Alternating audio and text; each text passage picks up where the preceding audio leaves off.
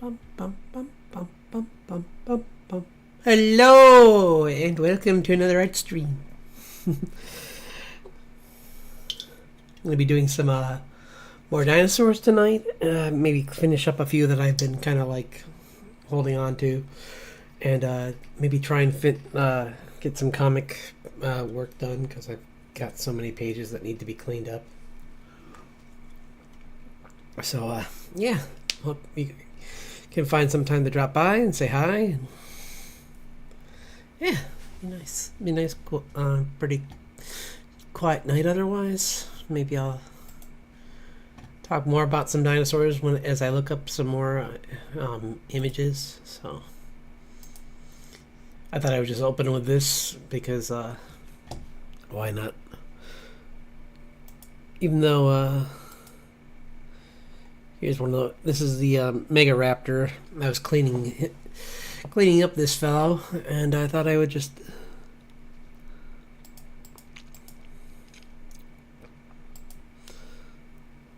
By the way, I'm going to be doing. I'm thinking about I'll probably do my stream on Sunday night. I could probably do it tomorrow, but it's just easier logistically. Oops, I'm not even visible yet. Why am I not visible?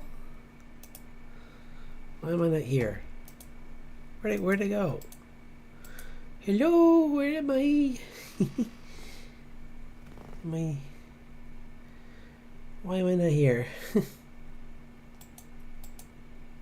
Am I invisible? No. Why am I invisible?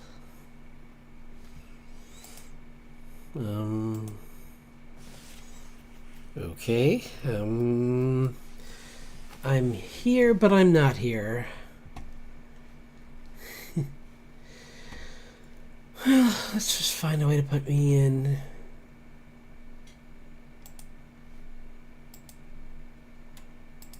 There we go. I don't know why I was invisible, but I'm back. Huh.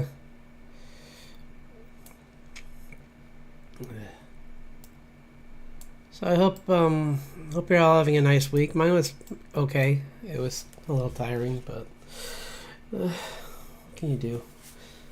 During that time of the year where it's just like always that way. So yeah.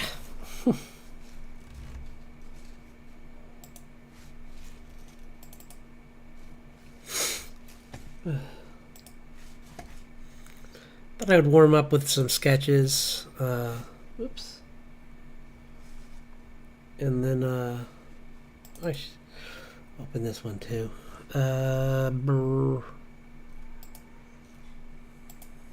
Okay. And then hello, thanks for dropping by. We're gonna warm up with some figure drawing sketches, and then I was gonna do some work on some other dinosaurs. So, hope you had a good week. So, just gonna.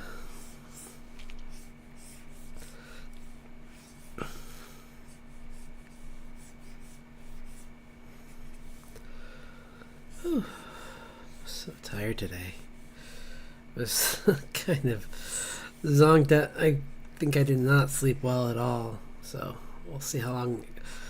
I'm hoping to make a decent stream tonight, but if I fade fast, I'll warn everyone. It should be okay, I think.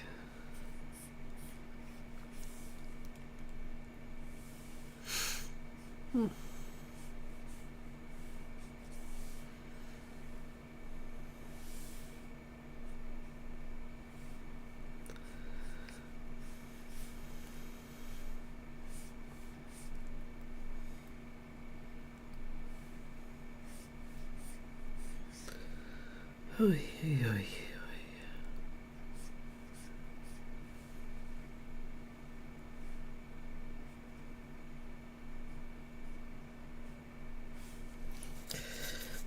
Why am I so? I might be a quiet one. I apologize. It's kind of like I said, just didn't sleep well at all, and just kind of want get some characters done. And once I get to the dinosaurs, I'll have more to say. Probably this is just me warming up because I haven't drawn human figures in on here in a while. Anyway, I did try and do some stuff last night, but again, I was also tired then. So.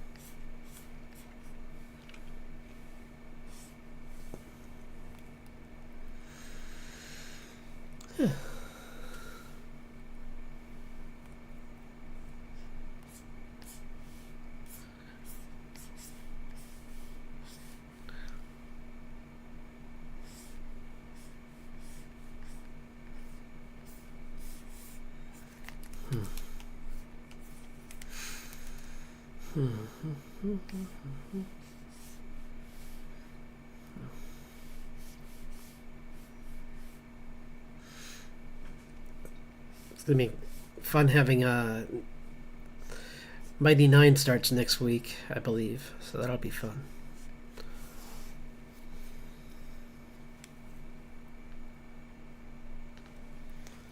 Let's see, get some more drawings done.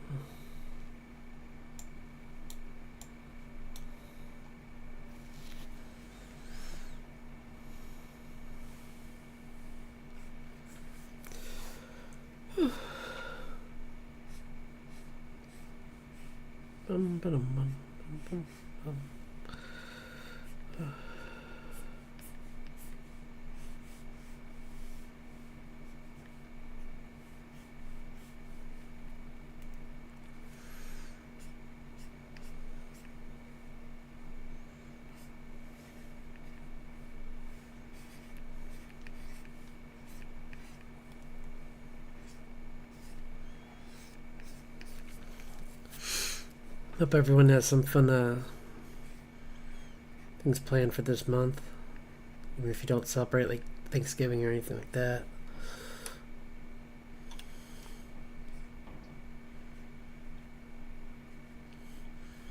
I'm planning on I'm trying to set up plans for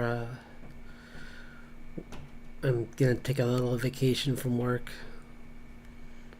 because I have some hours, so I'm gonna try and I think finish up the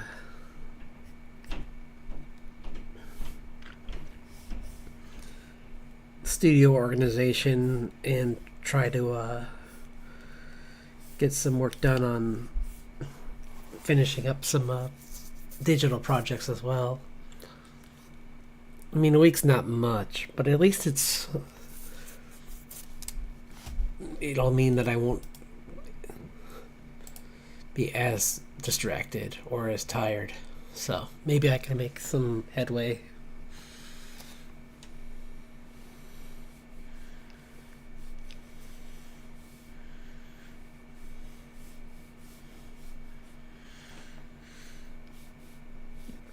I feel kind of embarrassed about the whole not having the model done because I got Live 2D a while ago. I feel I should have it further along, but I just don't understand the software. So I've just been having difficulty, and whenever I sit down, I get kind of overwhelmed. So it's been a lot. So hopefully I can just use that time to just go step by step through what I need to do, because there is some good tutorials. I think it's just that, like, you just have to be in the mood to just copy, essentially, because which is not something I do like to do, but unfortunately it's the only way to do certain tasks within this software, is to just repeat what other people are doing, because it's the same fundamental procedure no matter what kind of model you have. So be right back. I gotta get some water.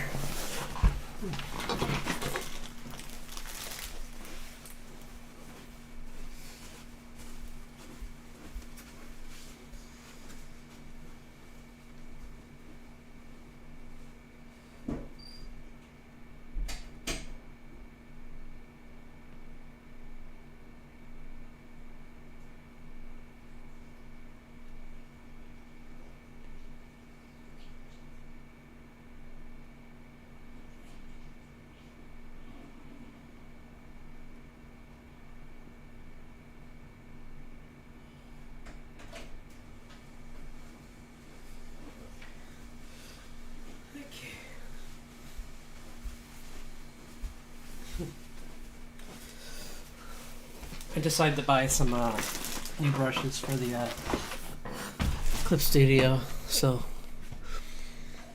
they're okay. It's just a nice addition.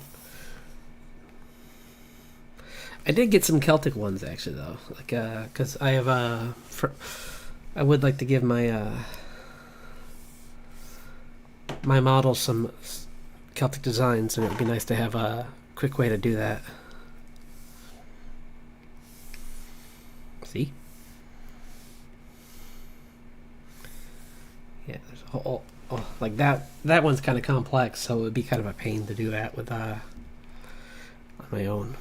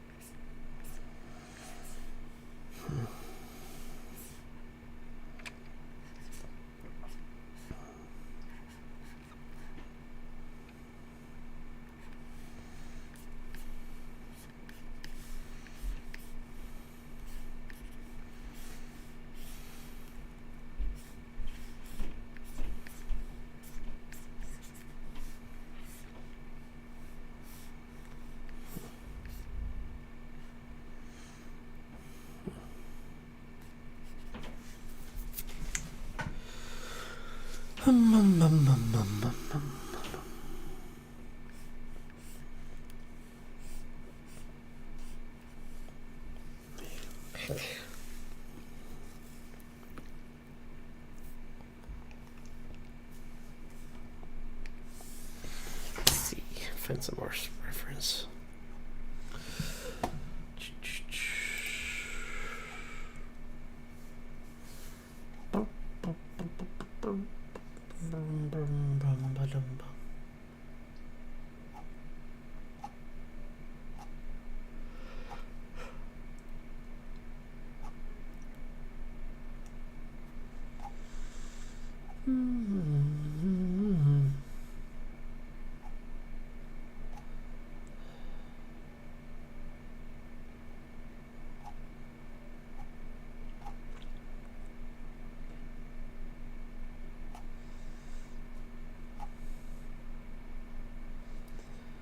Dinovember has been a lot of fun, though. I'm really happy I tried it out, because it's been a nice step away from. I mean, don't get me wrong, I love drawing fantasy, but sometimes reality is stranger than fantasy, and it's fun to draw that.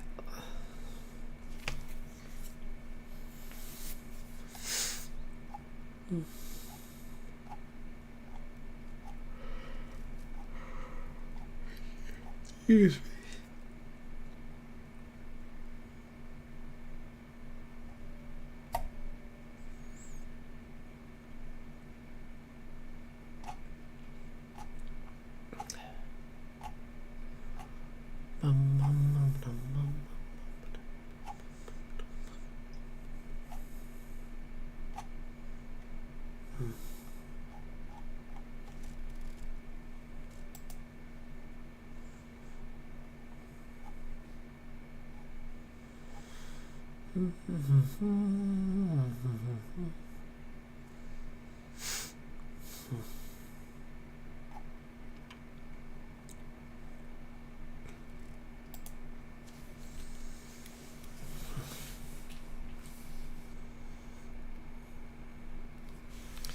Yeesh.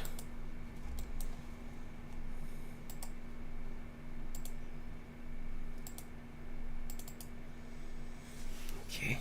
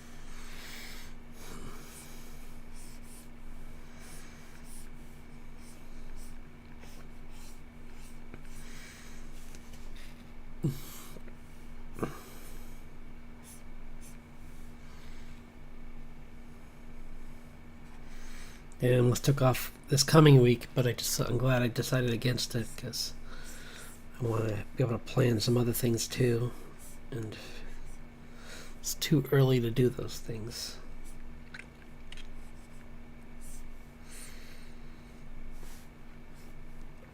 Like just getting some appointments in before the end of the year and stuff like that, and it's easier to do that when you don't have any like work to go around.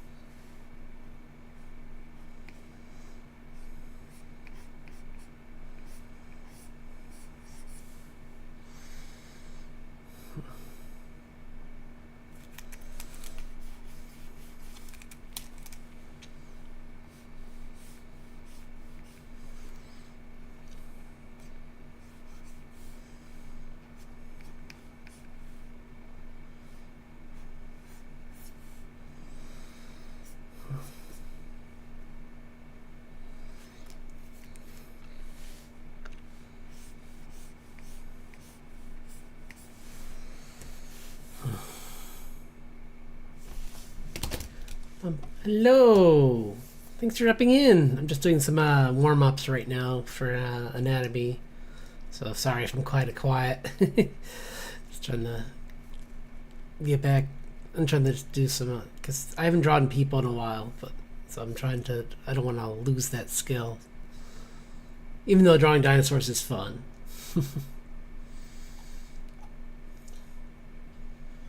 Be a shame to get rusty at drawing human anatomy. Hope your day's been good. Mine's been kind of exhausting, honestly. But I'm not. But typical, honestly. Not like it was a bad day. It was just kind of like end of the week, you just kind of burnt out. So, just glad it's the weekend. Oh, yeah. It's how it is. I kind of figured it wouldn't be like a one and done kind of thing. I figured it would take you a few days, like a little bit of time. Because, like, I'm the same with my animatic from my story, from my character's story. Like, it's taken longer than I expected. So, but it's fine.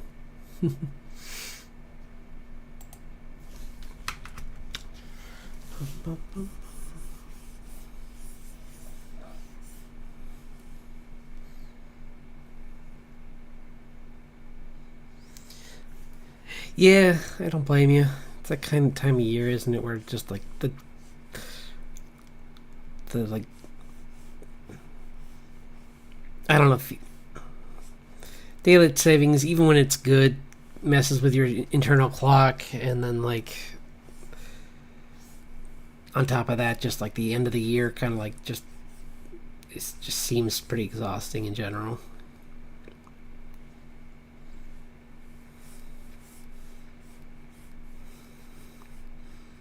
Especially if you have like plans to try and you want to try and get things done. Like I was saying, how I'm trying to get like a couple projects finished before the end of the year, and that can be a bit stressful but and tiring.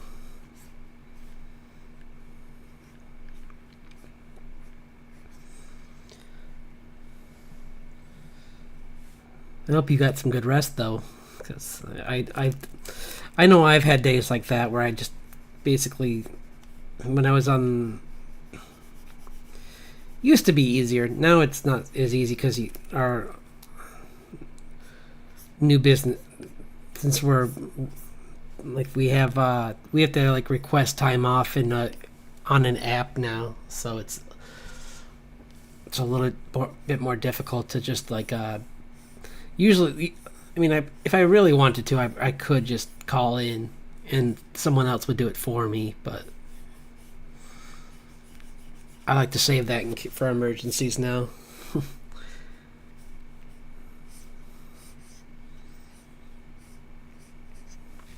Because I definitely had days like that where it was like a mental health kind of day back in the before things changed.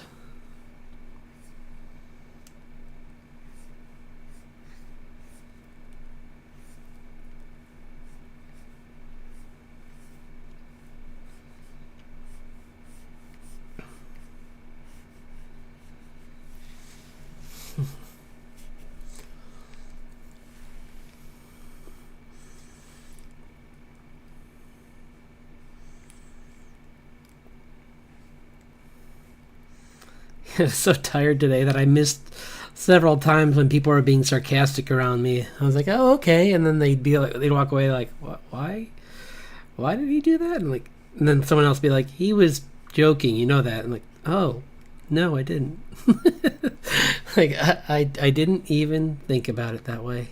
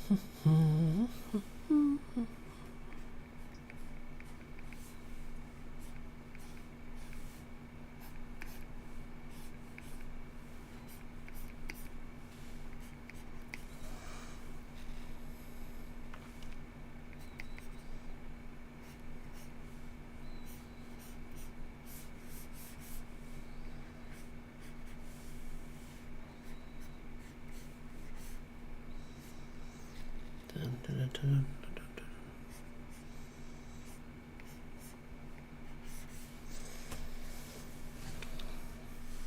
Yeah, I trying to think what else.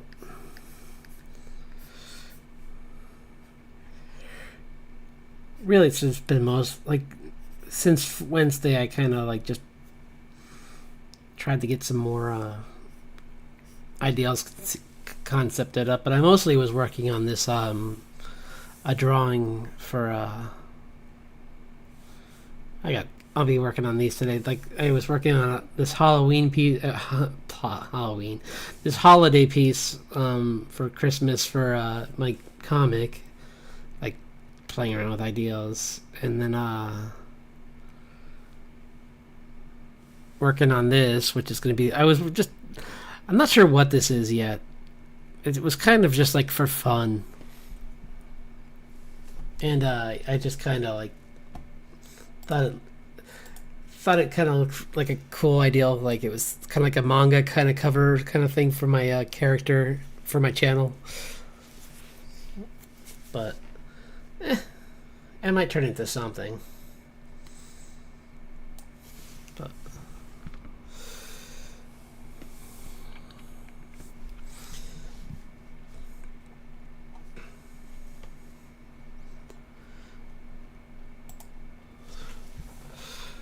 one more sketch and then I'll get to work on the dinosaurs.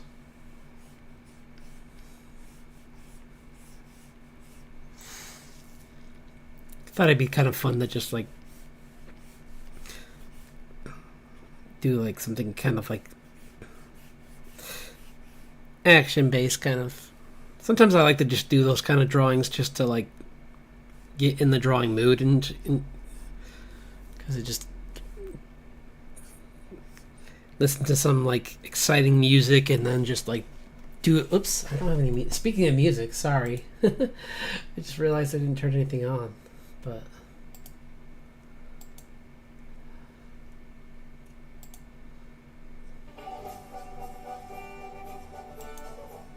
okay, I don't want what? Okay. Yeah, I figured like it's kind of fun that once in a while like just to have some exciting music on and just jam to it while working on some drawings and kind of just enjoy the music and use the music as a way to like make your artwork more exciting. So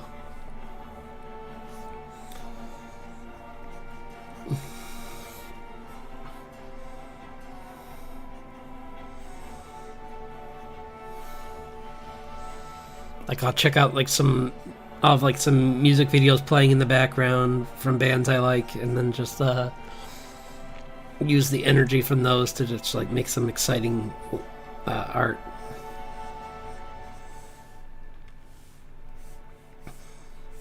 Like there's this singer Dan Avidan who he likes to commission animators for his music videos, and like White Whale is that's a pretty cool song, and I have that on in the background sometimes. Or like his Shadow Academy, yeah, like that's the name of his band, and it's just pretty exciting. Yeah, that's always an idea too. You could always make like a sampler of it for starters, and then worst case you can always just have it keep it as that, and then just like go back to it in the future with the knowledge that you gain after doing some more studies. But there's nothing wrong with just using it as a learning piece.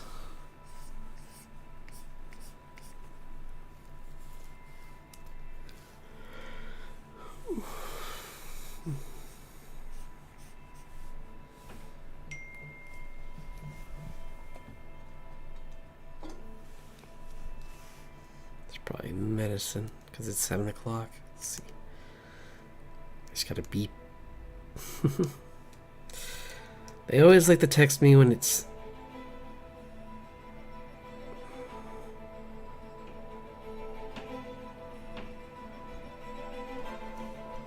Okay, that's dumb.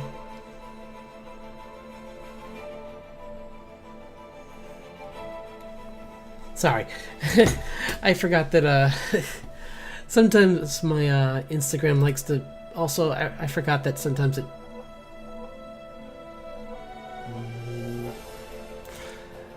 likes to tell me when people are commenting on my posts, which is weird because I just opened my post, so I wonder if it's another account.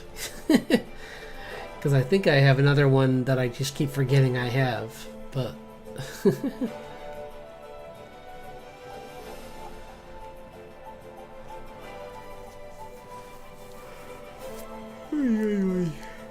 sorry. Okay, let's do some work on dinosaurs. This is fine for now. I just wanted to kind of draw some human poses, so work on the Mega Raptor. I kind of want to get this one done. Like I'm.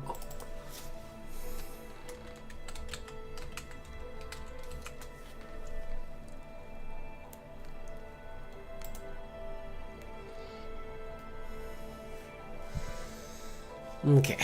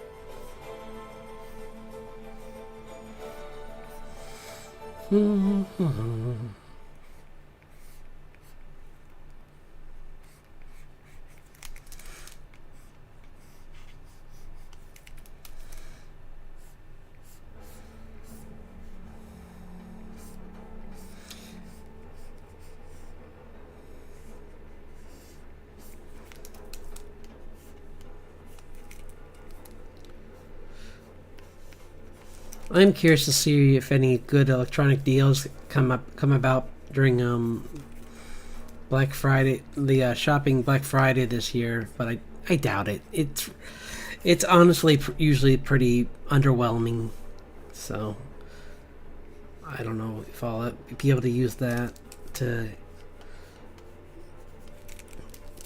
find a new tablet. For I like a portable one. I am looking for one, but I'm in no hurry. So I part of me wants to just wait and see if the I sincerely doubt it, but I'm waiting to see if the Wacom's drawing tablet goes on lowers its prices, but that's gonna take a while, I think, because it just came out. The 14-inch one.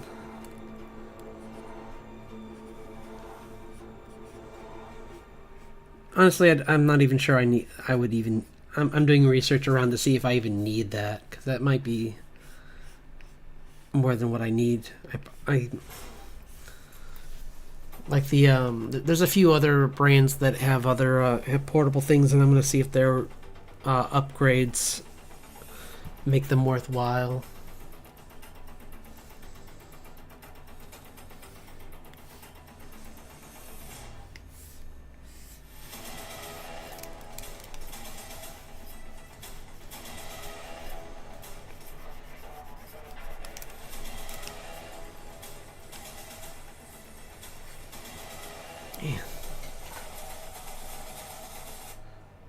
Oh, hey, I mean, if it works, why not? I mean, I started out with, I mean, after I was traditional, I was using a Wacom Intuos, which at the time was the cheapest, but honestly, oh, well then maybe you could look on Black Friday. There's been, there might be some that are, oh, darn sorry. Well, that's too bad. 'Cause I was gonna say if with the sales going on right now on like Amazon and everything, it would be a good time. But if you don't have, but I understand being short on cash too. Because up until a few raises ago, I used to be in a similar boat, so I definitely understand what that's like. Getting paycheck to paycheck.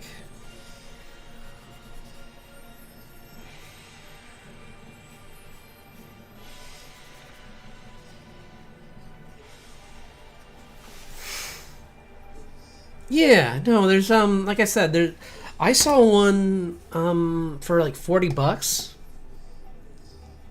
I think it was an XP pen. XP I think is the one that's having the biggest sale right now.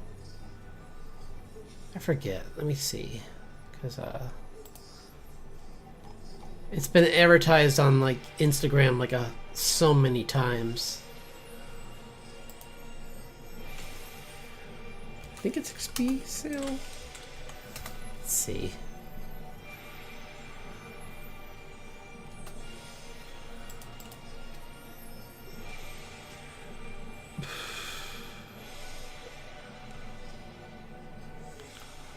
Yeah, I think it's them.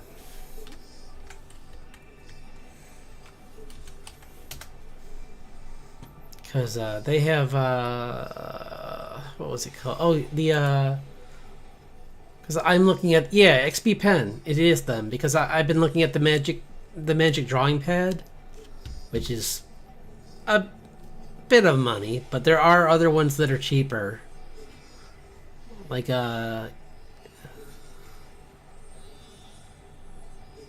those are pricey. I'm sure there's things on here though that are less. Oh, here's some. That's the case. I'm like, this is only $23, and I'm like, oh, it's just a case for drawing. Oops. But yeah, there must be something on here that's affordable. That it's tricky though, isn't it? Because like everything seems like it's like in. Let that like 300 plus range, so it's always hard. Even with my first drawing thing, like my first thing was like the Intuos that I got was like I think like 350 back when I got it, so I definitely get how that is. It's difficult.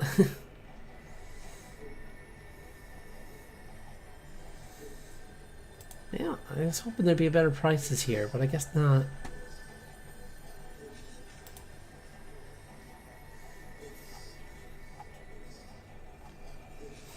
But because there's a Huion has a just a regular tab. I mean tablet, but not like a not a display tablet, but a regular drawing tablet. With over 8,000 levels of pressure, that is $45. That's what I must have been looking at.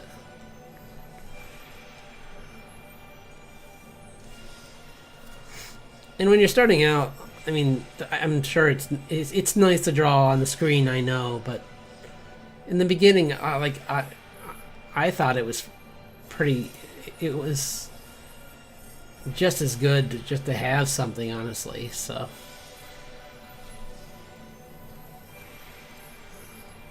Oh yeah, there's a bunch of different things. The cheapest one I'm seeing is like the Picasso Tab X drawing tablet is like $180, but I don't know. I'd have to look up. I would say look up some reviews and see if there is anything worth the sale prices, because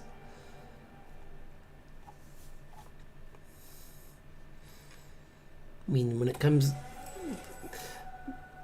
I used to be only about Wacom, but then other products started coming out, and now I'd say I'm much more open to other things like Huion and XP, and yep, that is so true.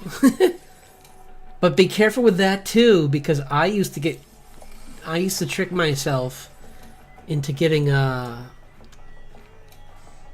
that's on sale too. But I used to get I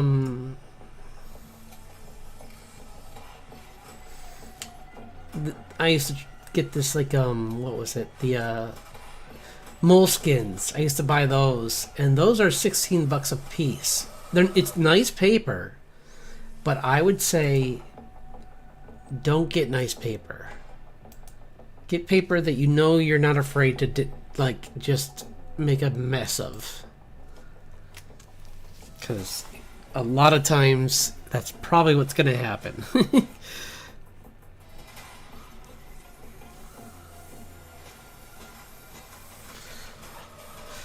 Like, well, I mean, but don't get bad paper. I'd say just get like, I'd say like medium grade. Like Canson makes really nice paper, and it's like $12 for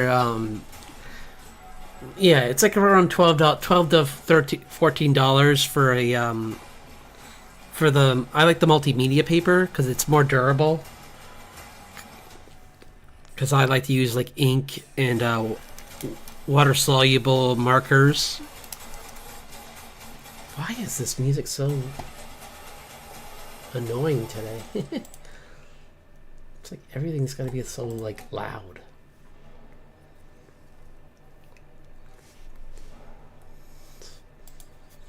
But yeah, it's nice having paper that can like put up with more aggressive brush strokes, and that's why I like the watercolor paper. I mean, well, watercolor or multimedia, both are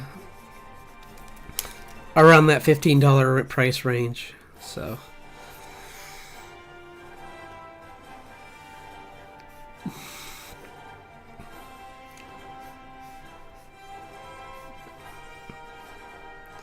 and sometimes you can get deals where you can get like an off-brand. Like well, those might be on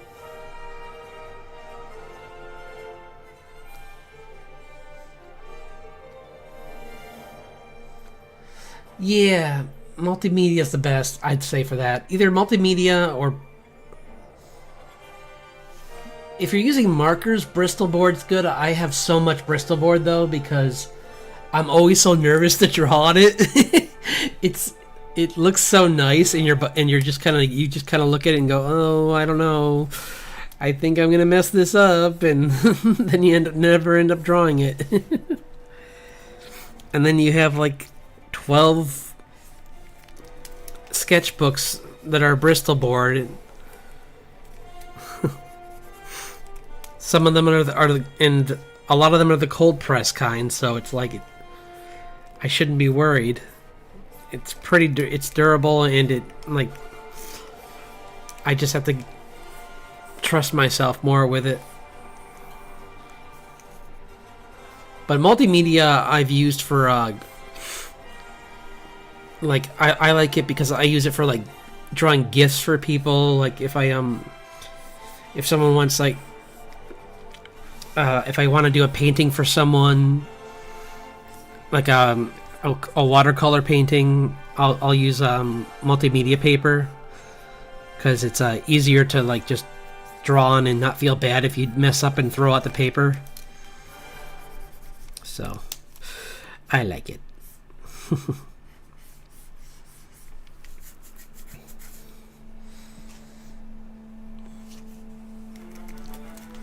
There's that, because there is that more expensive watercolor paper that's like, I think it's the hot press one. I forget, or is it hot press or cold press? Where it's the one that's like, I think they're like $40 each though, and I can't really afford to do that because I am painter. If you think I'm painterly with digital, you should see how I am with like traditional. I am very loose. So I need paper that can like take my loose painting nature and not mess with it. And When there's $40 on the line, my brushstrokes aren't as confident. So I'd rather have paper that's just like, you know, if you mess up, who cares?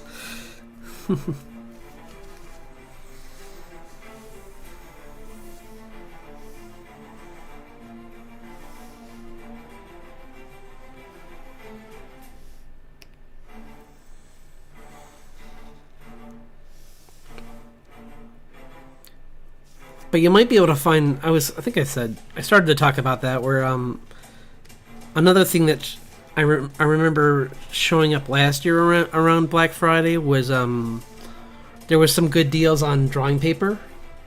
So I would look into that. Like certain online art stores have sales around this time of year with like the holidays coming up. They know people want to splurge on art supplies for like family members. So I would look into that. I got some really nice art supplies. I think, was it last year around this time? So I would definitely like you can find some good pens. You can find some good yeah, a whole bunch of stuff.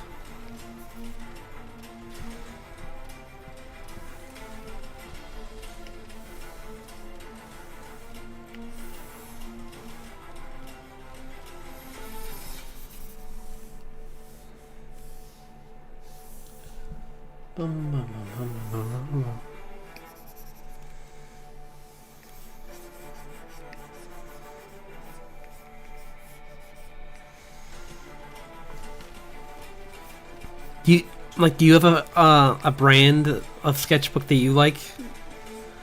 Because I mean, like I said, I think there's a couple I like. I mean, like I said, there's the Canson's nice. There's also but there's other brands too that are like not as big as Canson that are still really good.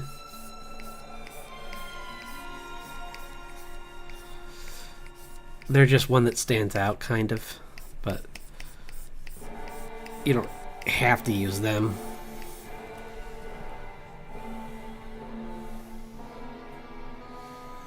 That's the best thing about traditional, honestly. In a way, like, I mean, well, or any of this stuff. Like, I'm playing around with brushes right now, but honestly, I could use the most basic brush and still get a good drawing.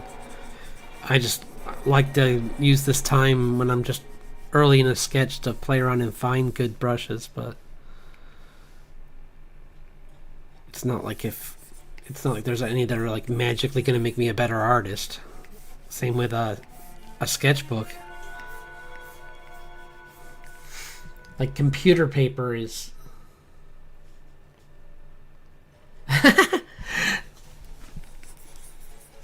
there's some that I get from like bookstores and stuff sometimes, like Barnes and Noble, and I think those are like those aren't really like big brands, but I like them because I don't feel bad if I decorate them. Like it's just a it's a hardbound sketchbook, and I'll just like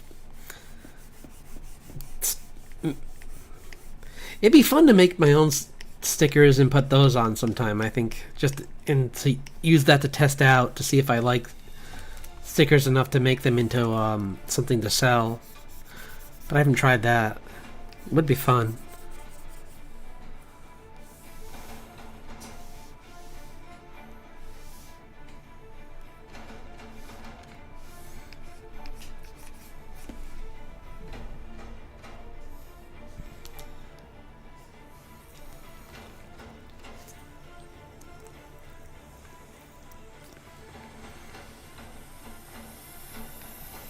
Yeah, because there's definitely like certain brand, like sketchbook brands that I think are better than that are. Like I have my sketchbook bit that is like I bring like I usually like to bring. Nice. That's smart. What was it called? If you get a smaller one. What was it called? Let's see.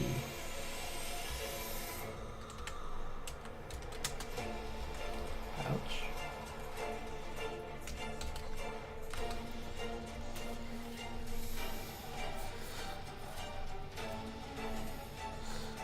Well, there's like yeah, there's different types of like pouches you can get too.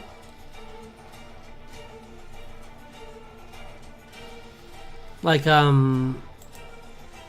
what I do get is there's these ones that have like a ring on them, and you can just what I do is I get the ones with the like carabiner ring kind of on them, and then I just clip them to the side of my sketchbook because it has the rings, and those are nice. I used to have one that had an elastic band.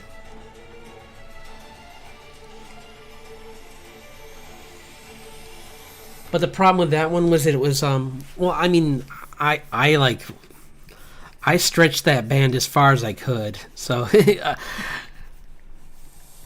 I was not afraid to see that thing get damaged because I'm like, whatever. It's just a cheap bit.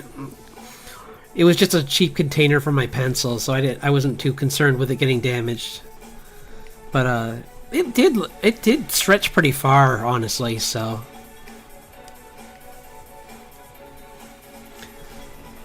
I forget. I think it was. I can't remember the name of the brand though. It was from. I can probably find it right now. Hold on. It's on Jet Pens. Jetpens.com. They have some of the nicest stationery and cases. It's under tote. No, not totes. It's under pouch, maybe?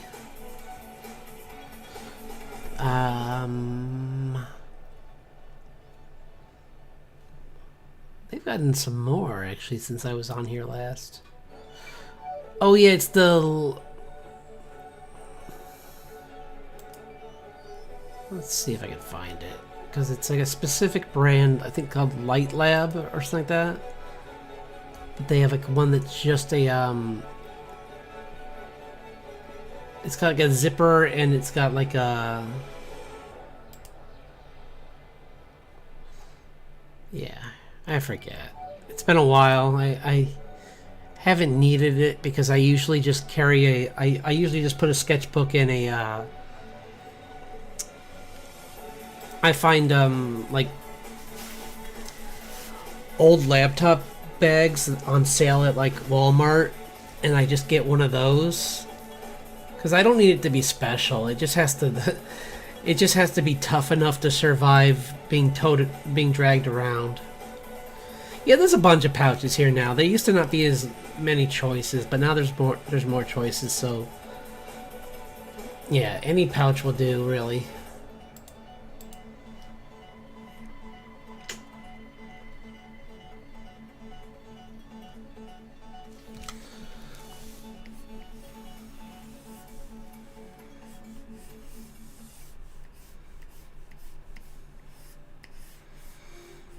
There used to be more limited choices on that site,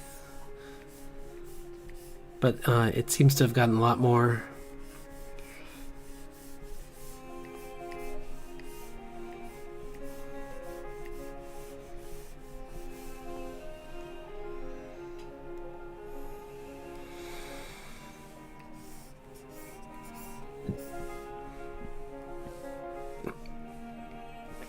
Yeah, if you have like a discount like art store that you can, like a local one that you can get them from instead of online, that would be even better, obviously. But like I used to go to a specific art store because I got better discounts there. But there's so many places.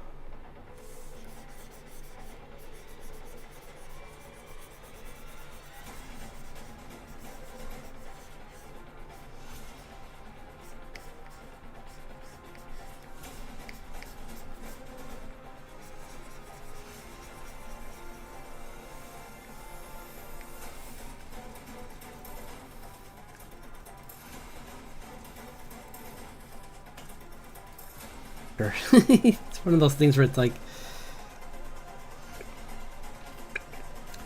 one thing I've been meaning to try out. I keep forgetting is I have acrylic markers, but I just keep forgetting to use them. So maybe I'll try and make some Christmas cards or something this year, and with those, because I keep forgetting about that I want to use them. But I've seen some people test them out on YouTube, so.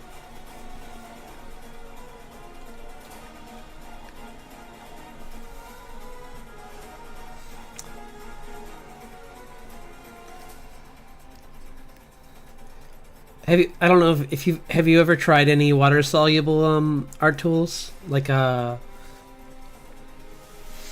there's a bunch of really good like markers that are water soluble, and then there's like graphite that's water soluble as well that I really recommend.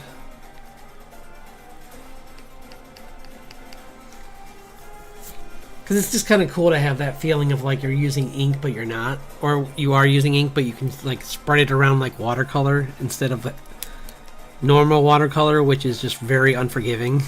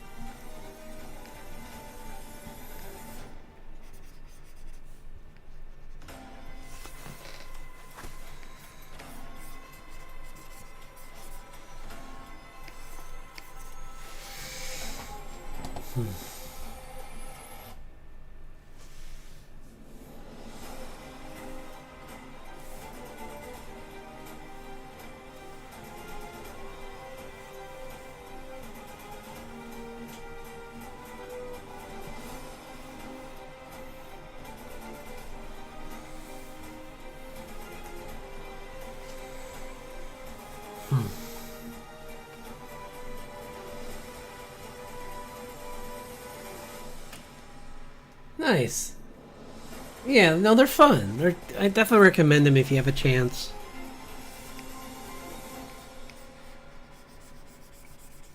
My when I used to shop at this specific local art stop, the owner got me into them because they were always on sale through promotions, and she got me like excited for them, and I just really like them. They feel really cool when they the way they the graphite feels like ink, and the ink just feels really clean and doesn't really feel as overwhelming as like I said, like watercolor. So I'd say say it's worth a shot if you haven't used it before. I think like I don't think any of them are that expensive, honestly. Like they can be, but there's like cheaper versions of them if they are. Like I think there's like the pencils, the water soluble pencils are pretty inexpensive if you don't want to go with the full scale like ink set or the more what is it, the graphite that comes in the block. Like if you don't want to do that, there's just pencils that are water soluble you can try out that are fun too.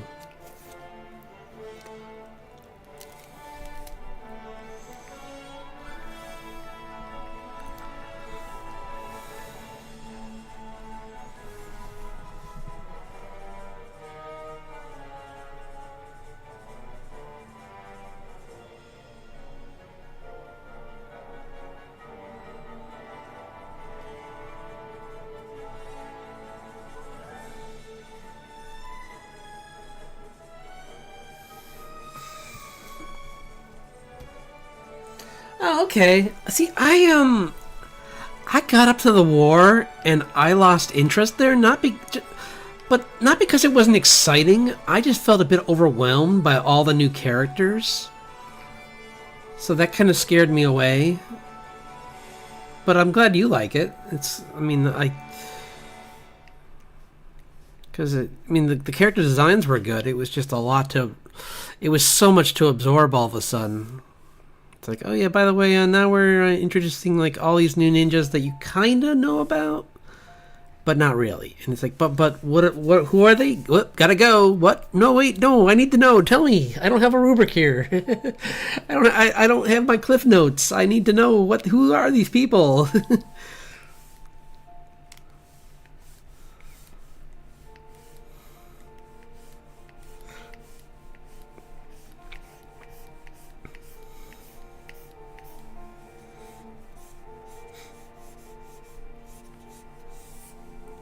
There's definitely anime where I feel it that way though. Like when I'm watching Jujutsu Kaisen, I keep forgetting the names of certain characters, and then they'll pop up, and I'll be like, "Oh yeah, that guy," and then I'll try and explain it to someone, and they're like, "Like, oh, this person you mean?" I'm like, "Yeah, exactly that guy, the guy with the guy with the guy that doesn't have any curses, him."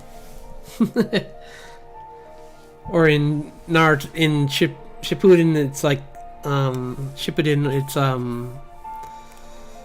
what was like how far are you in the war? Because I got pretty far before I stopped, so I don't want to spoil anything, but I'm curious where you are.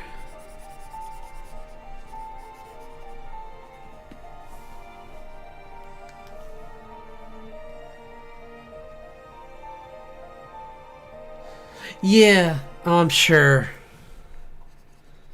Well, like, there's a couple fights where, like, they have, like, side tangent information sometimes.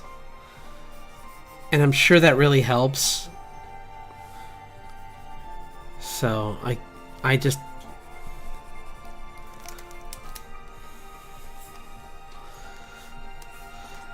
I think when it got to the war, there was also the fact that, like, I was a little bit, like, tired of new people. Like, there was... I just wanted it done. Kind of. Like, what do you think of Madara? Because I don't think he's a villain. Like, personally, and it's okay if you disagree with me, I think he's a poorly written villain. Because he's not really a villain, he's just, like, an antagonist that kind of popped up.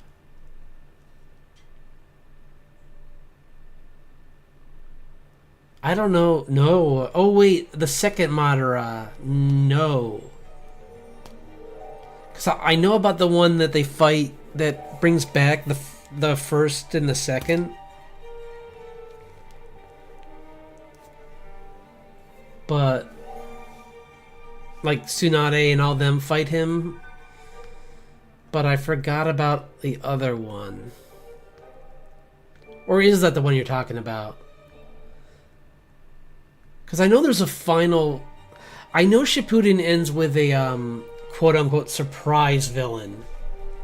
So I won't say who, but I'm sure you've seen pictures of that character because they're all over the place. But that's all I'll say on that. If you haven't.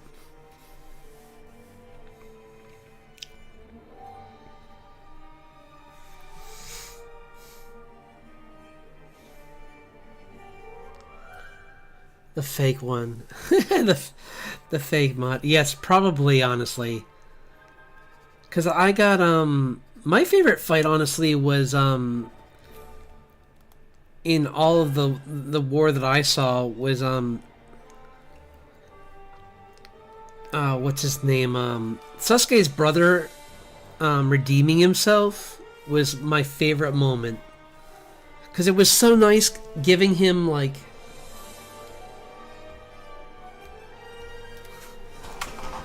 it was really nice giving him a moment to, like, because you saw, like, flashbacks with him where you realized that he was not against he was really trying to save his brother.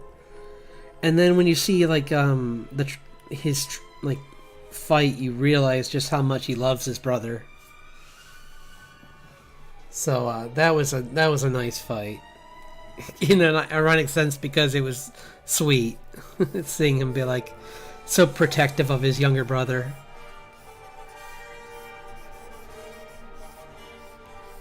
And I saw part of this in the manga actually, but the fight with the hidden rain ninjas, that looked pretty cool. Like I watched I saw part of it and I read part of it, but I forget where that is in the whole case of the war. Like.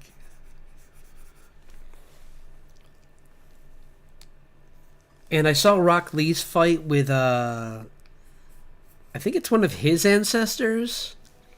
I forget who that was, but he fights somebody that knows some techniques, and he learns how to fight better because of it, and like becomes like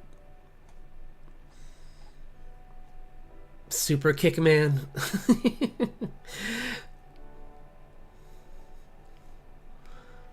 Like he just learns even better taijutsu.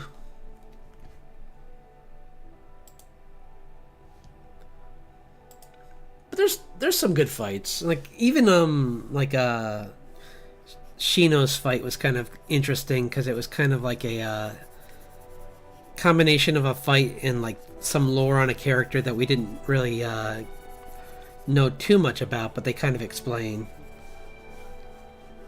It was like an ex-Root member that went rogue, I think is what it was, if I remember right. He controlled bugs too.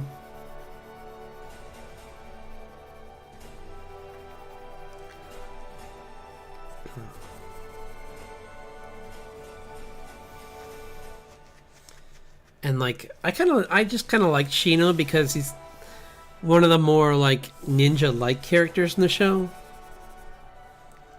Because most people are just like really loud and explosive magic. And Shino was just like, I'm quiet with these creepy bugs that just take energy.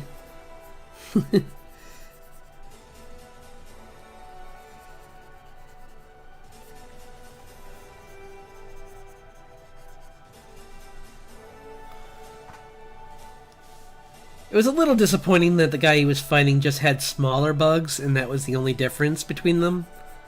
But it was still an interesting fight in other ways, if I remember right.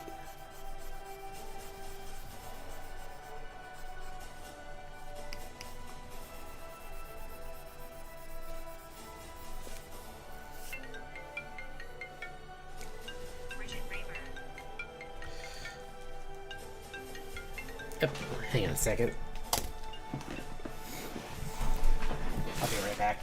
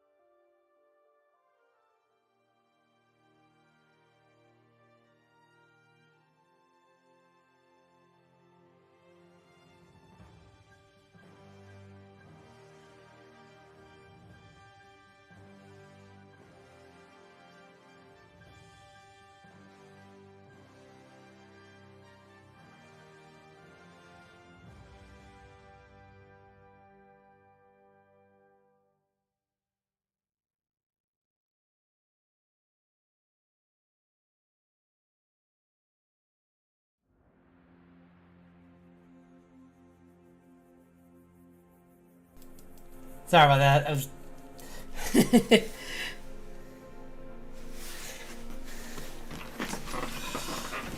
Yeah, Rock Lee's really cool. I liked him as a character. He's definitely a symbol of like perseverance, and I like that. He's and not it, even though he does have some anime tropes.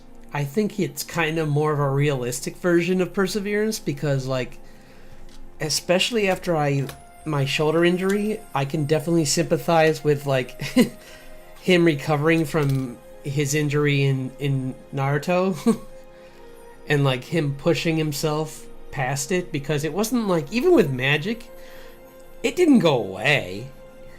He still had like the mental and the physical like some marks left behind by like, you know, having your bones turn to dust.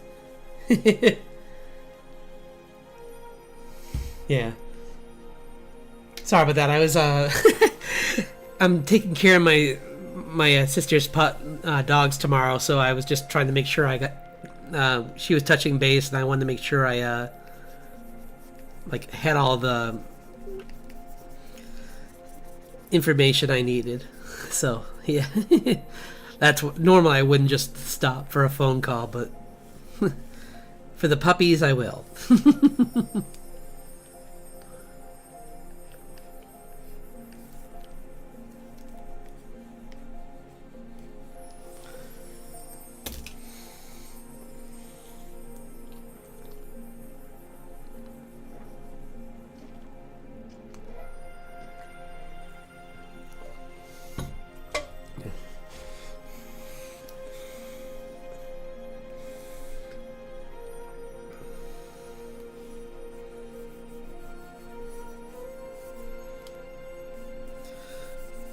But yeah, I mean, he's a nice. Rock Lee's a really cool, like just character who pushes through trauma and physical and mental, and just tries to. And he's a like. I like his like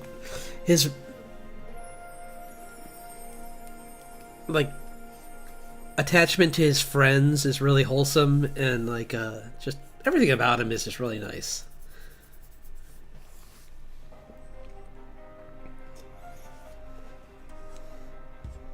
And honestly, like his relationship with Sakura is like surprisingly like a more mature version. He's very mature about, if I remember right, he pretty much like the minute he realizes she's not really into him, he does everything he can to like be there, but not he knows that he's not the one.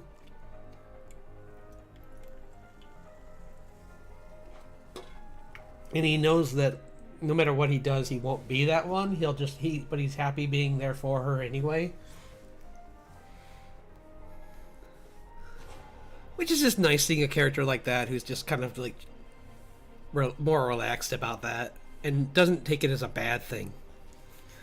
Because, I mean, we all have friends like that of the opposite gender where we just realize, well, it's like, oh, okay, they're. Or some of us do anyway, and it's like, you realize it's like, oh, okay, they don't see me that way, but it's cool. I still like them. And it doesn't have to be like, it can just be that we're friends.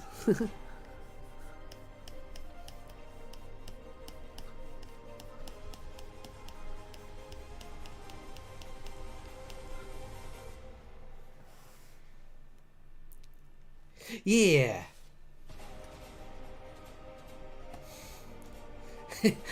and Drunken Master version of Rock Lee was hilarious and awesome at the same time.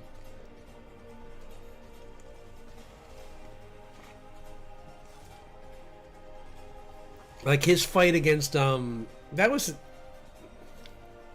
even Shippuden, that was in Naruto, but like his fight against that one guy, the bone guy, was it Kimaru? I forget what his name was.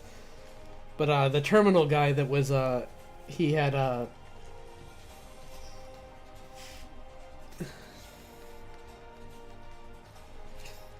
yeah, yeah, definitely. We all have those people in our lives.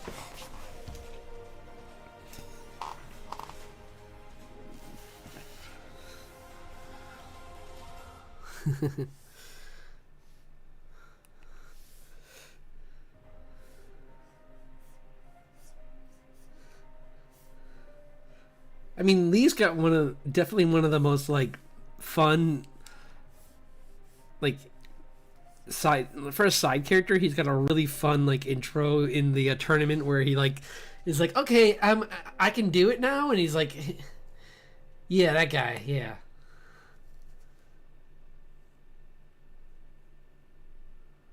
I think it's Kimaru because he was I remember Orochimaru wanted to use him as a host, but his I think it's a it actually ironically is some kind of like immunodeficiency disease that he has that causes him to like his body's attacking itself. So like he realized that he had his time was limited, so he kind of like tried to just keep him alive as like a trump card. But he knew that he wasn't going to be around for long. Or I forget his reasoning. Because he's not. Orochimaru's not a nice guy, so there must have been like some kind of narcissistic reason he kept him around. I forget what it was. Probably in case of a war. Or in case the Akatsuki came for him, he would use that Kimaru as a shield. Is what I'm betting.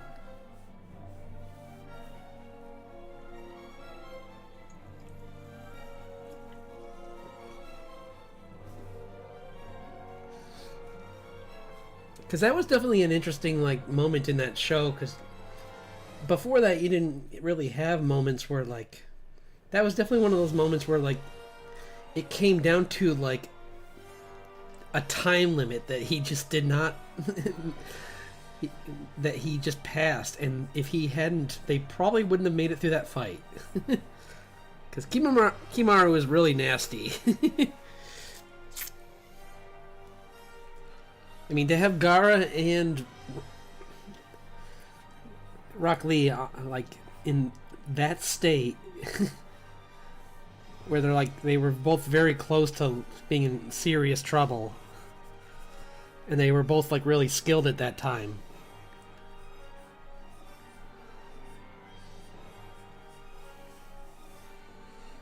Like even without Drunken Master, like Rock Lee was really strong in that fight.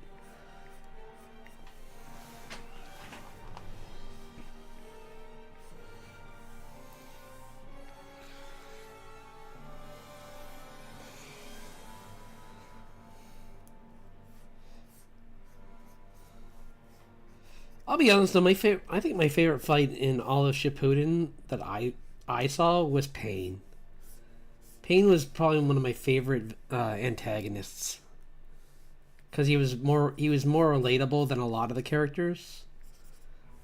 Definitely more relatable than Orochimaru. Because Orochimaru's just like, I want all the powers. I want all the power. I want to become omnipotent. And Pain's just like, I've lived through these wars. I want everyone to feel the pain that I've felt from these wars. And that's much more relatable.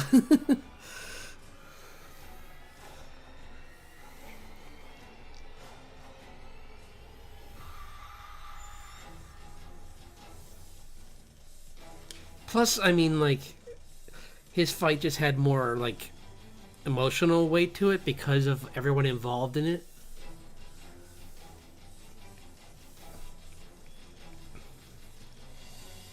And it's crazy, it showed you just how strong Jiraiya was. Because, like, when...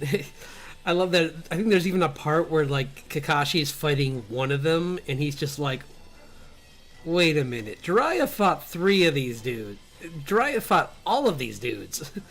I'm having trouble with one of them. What the heck? That dude was really holding back whenever I saw him.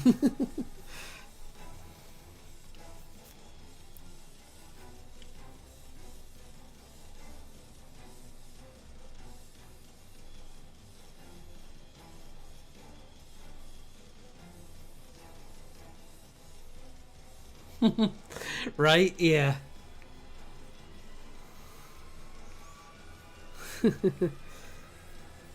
Yeah, I just also think like there's a moment with him.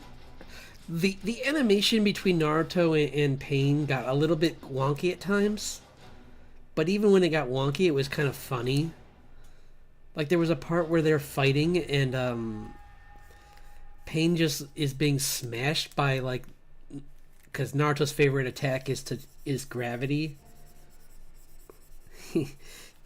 He's like to go Pokemon metaphor once again. He does the Charizard like seismic toss, but in this case he didn't. He went the other way and he's just used his QB arms to grab like a mountain, and Pain was the nail, and the mountain was the hammer, and he just banged him into the ground.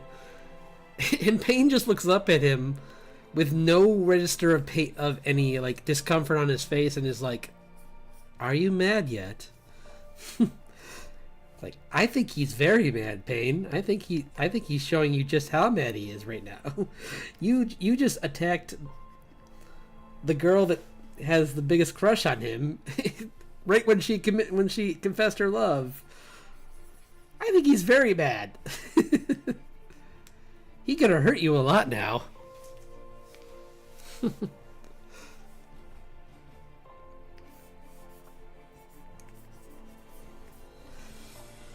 But it's funny because that fight kind of makes me think of in My Hero Academia right now, where it's like the weakness of and even Pain kind of like I think counts on it, but like the fact that in most of Naruto's fights, him being like emotionally like enraged gives him strength because he can channel more of the demon. But in that fight, Pain used it to kind of like make him not as good of at like planning out his attacks.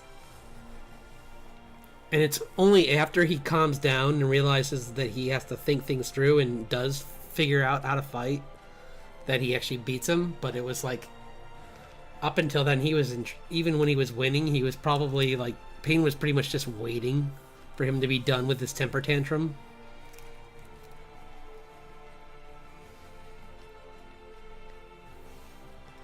So it was he was not in a good place.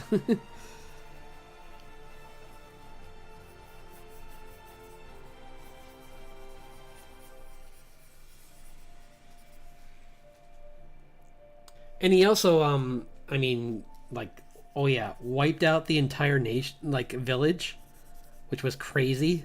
It's like, oh yeah, you guys are out. What will I do with all of you? Oh yeah, goodbye. And he just like just does gravity push and smushes the entire city. And it's like, oh okay, that's one way to go.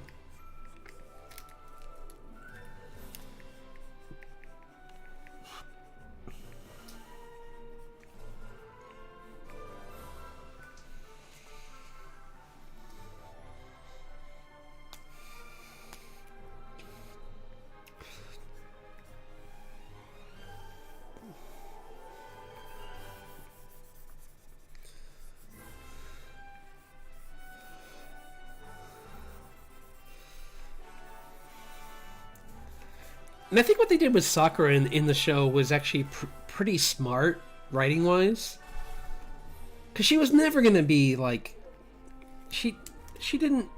I didn't think that the writers ever really wanted her to be like, even though early in the show she says that she really wanted to catch up with them. In her own way, she kind of passed them because she kind of went off on her own route that was more important to her.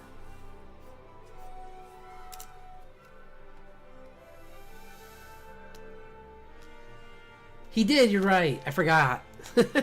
I forgot about that part. Yeah, where he sees his dad. That's right. I forgot about that part.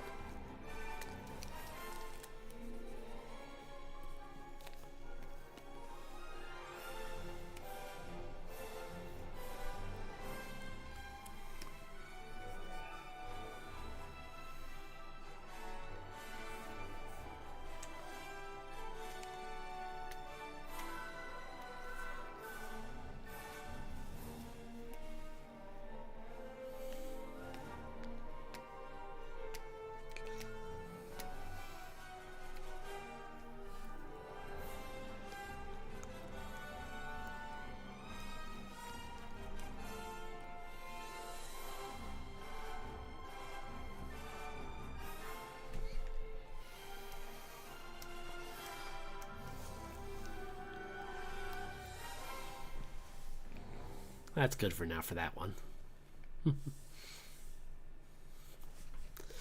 Yeah.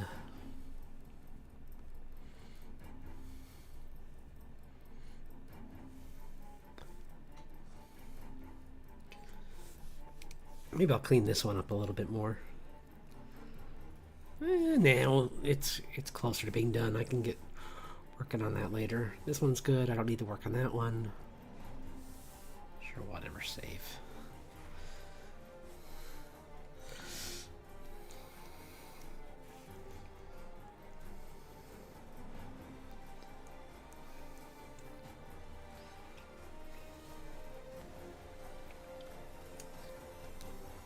Have you watched any of My Hero?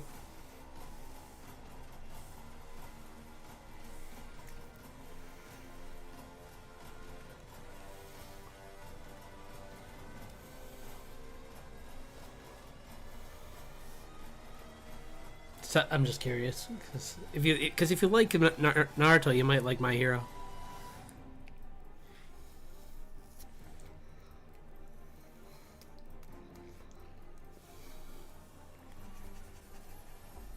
I'll be right back.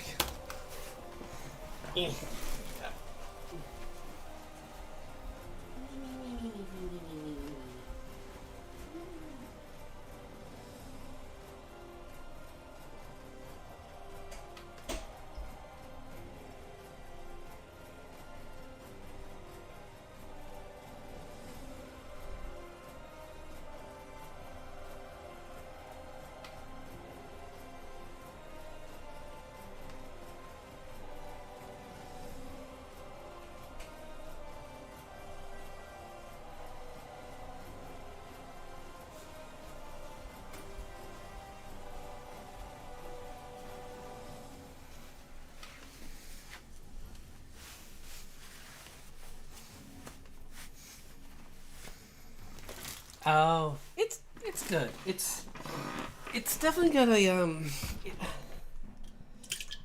I don't know. It's got a feel to it. Like I don't want to say it gets better after a certain point because if you don't like it from the beginning, then like Deku's a very specific kind of person. Like he's a hero, a superhero nerd essentially that eventually gets powers.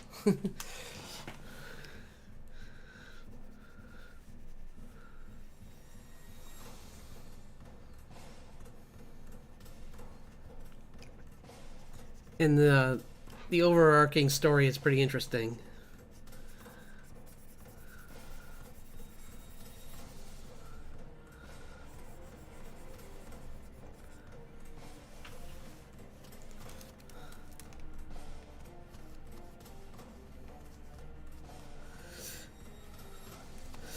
I think the thing that it has over Naruto though is that like there's no surprise.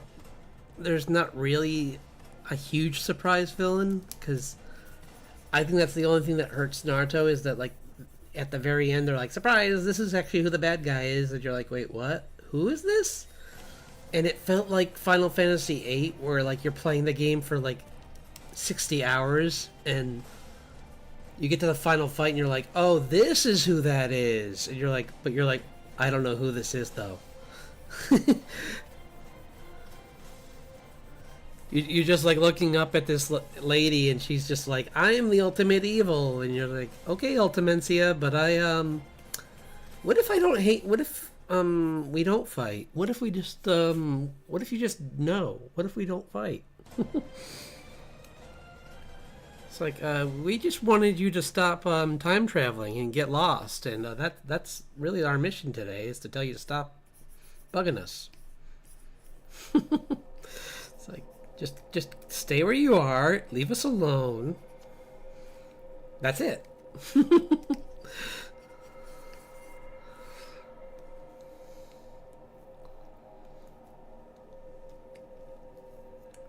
At least that's what I got from it, because like most Final Fantasies, it's like, oh, this guy wants to merge with the planet because he's got mommy issues, or this guy wants to destroy the Earth because he's got a Napoleon issue. I guess I forget why Kefka was such a weirdo.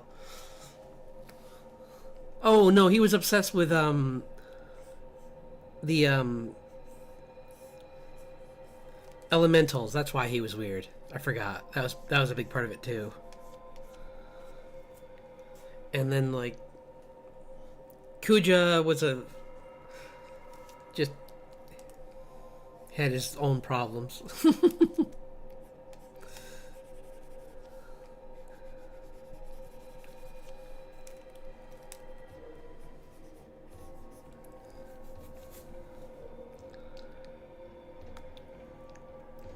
But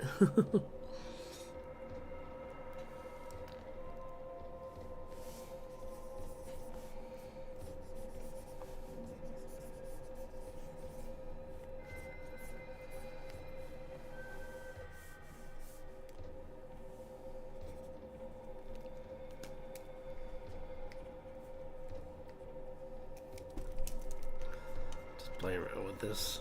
I'll probably go back to this later. I just wanted to try and plan out a color scheme for this page.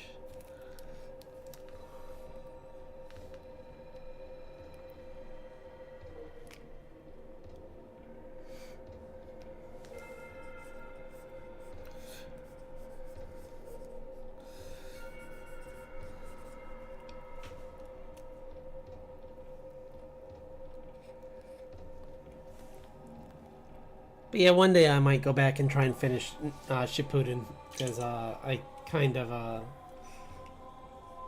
I am curious. Even though I know how it ends in a way, I still want to kind of see it.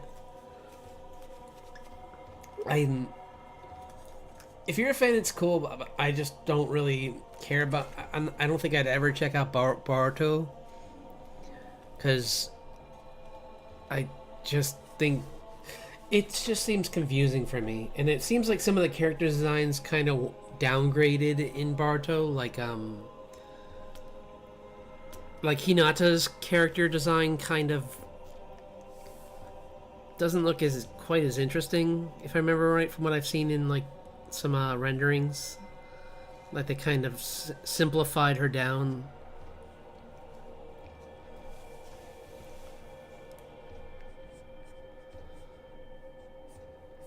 But I don't know. Also, I heard some big spoilers for Boruto, so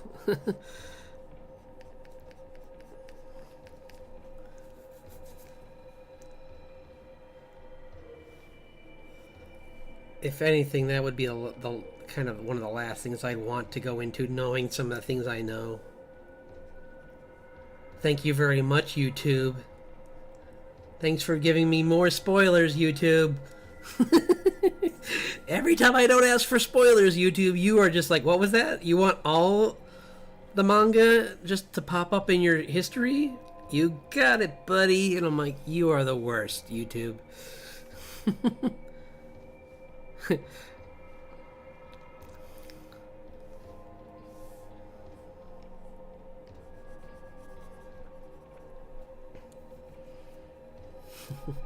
It's like, what's that? You're rewatching Full Metal Alchemist? Let me tell you how it ends. And I'm like, I just want to watch it. Leave me alone.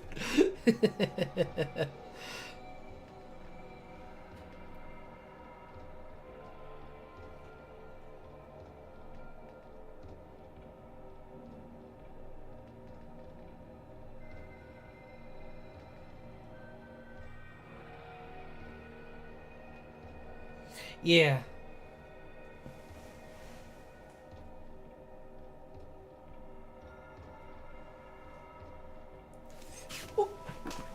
And Yakora was just like, I blame Nickelodeon more for Korra failing than I do the writers. Because if you I don't know if you heard about like the making of that, but they were pretty much like they went to Nickelodeon being like, we have this new show idea, and Nickelodeon's like, well, you get one season. And then they were like, they made one season and it was really successful, and then Nickelodeon's like, okay, you can get one more season. It's like, guys, just give them more than one season. They need more time.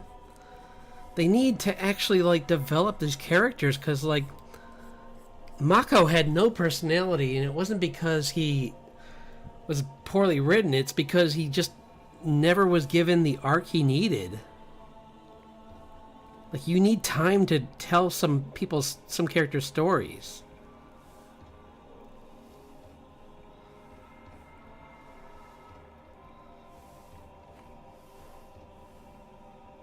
Especially, like, I think the best part of Korra was honestly, ironically, like, right after she learned about, Wan, the first Avatar. Because that's where she kind of, like, yeah, that too. That's a big problem, too, that when the writers change.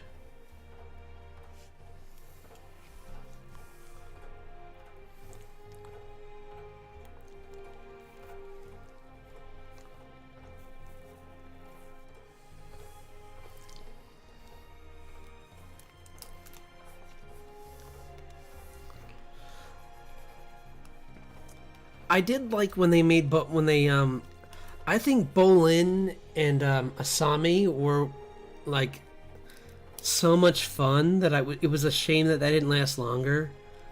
Cause like him being her like yes man kind of character, like when he was like he's essentially just like there to like like amp her up and make her business to be her like number two. And he's such a positive person that like it was so much fun seeing the two of them together. Especially when Varric's involved too. Like the three of them together was like my favorite part of that show. Like Varric was just a nut.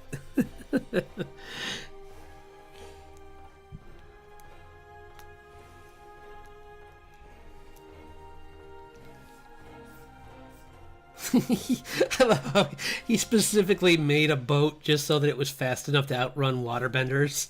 That was funny. It's like, sure, of course, kid. Why do you think I made this boat? It's like, oh, what? You had that in mind?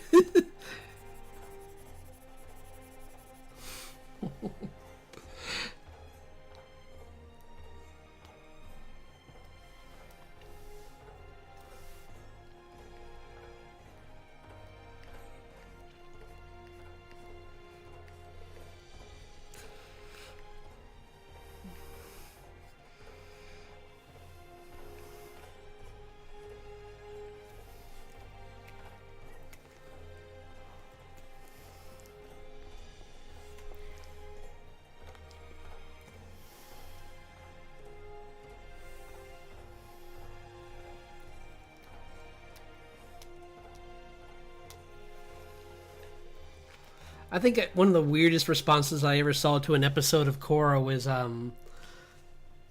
because you'll see all kinds of people like in the YouTube reactions, and someone I think had more of a like young, he was catering more to a younger adult like audience, so maybe that kind of became part of the personality of him as what this YouTuber as well, but like. I had to fight every urge to comment on his video because like he was convinced that in the third season a specific character didn't like cross the line into like murder because like he didn't want to think that Korra had that. I'm like, Korra's had several times where that's happened. It's like, where have you been? Because he was convinced that I keep forgetting the name of the guy, but the Red Lotus guy, when he gets airbending, he attacks the queen of the Abasing Se, and he's like, oh, he just knocks her out, and I'm like, buddy, watch that scene again, scene for scene. She doesn't get back up. So that was it. It's like, sorry, pal. That was a lot darker scene than you thought, if that's what you thought.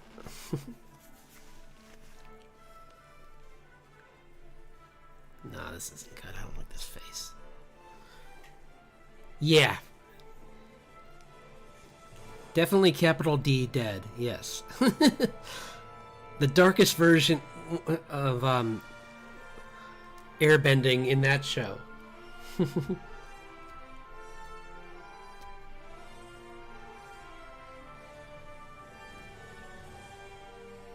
Yeah, Sokka was fun. I wish, but I think that was kind of the point. I mean, not that specifically, but like Katara points out, like our time is over. It's your turn to try and fix the world.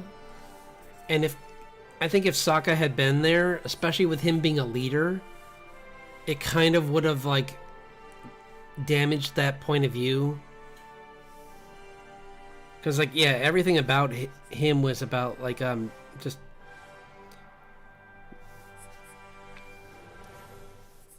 being always ready for everything, and especially when he got older, he just got smarter with that kind of stuff. Like he was always just like he was the one that like called out oh gosh, I'm blanking on his name right now.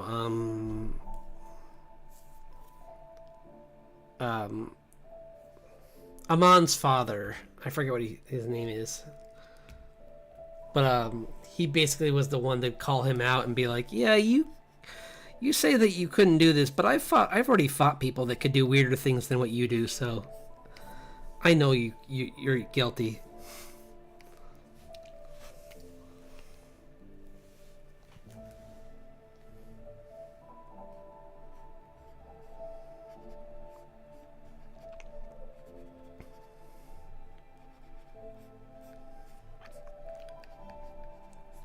It's kind of funny that story was actually kind of interesting too, because after seeing like Last Airbender with like Ozai, you're expecting every fight to be like that, and then like that the very first fight in Korra doesn't even end with her fighting the villain. She just kind of like exposes him, and then that's kind of it, where things diverge. I don't want to 100% spoil it for people, but then again, it's just us, so.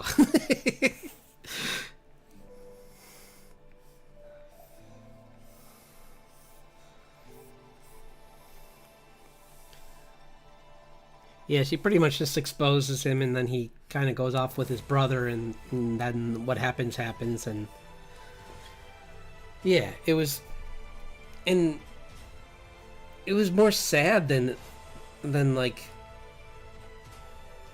cathartic.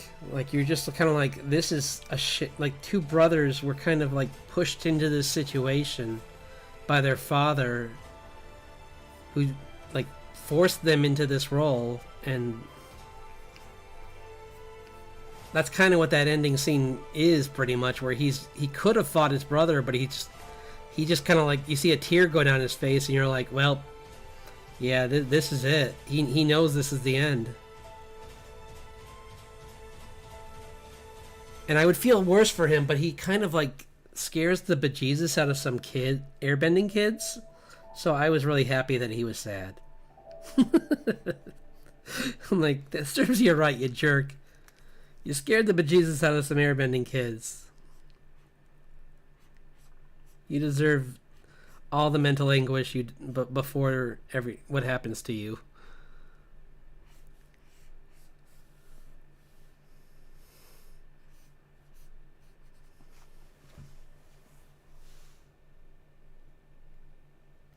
Yeah.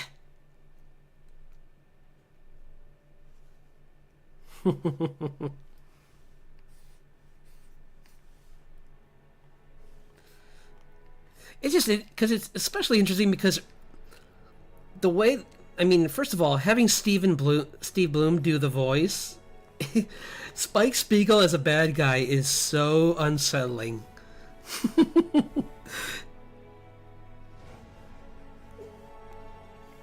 I mean, technically, Spike Spiegel is a bad guy, but you don't see that part of his life. So this is almost like seeing that version of him that you could almost imagine this is what he was like.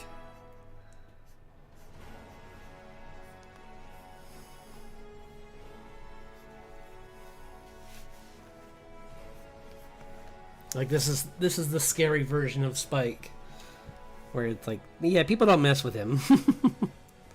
Not if they want to last very long. This is the part, the side that Vicious liked.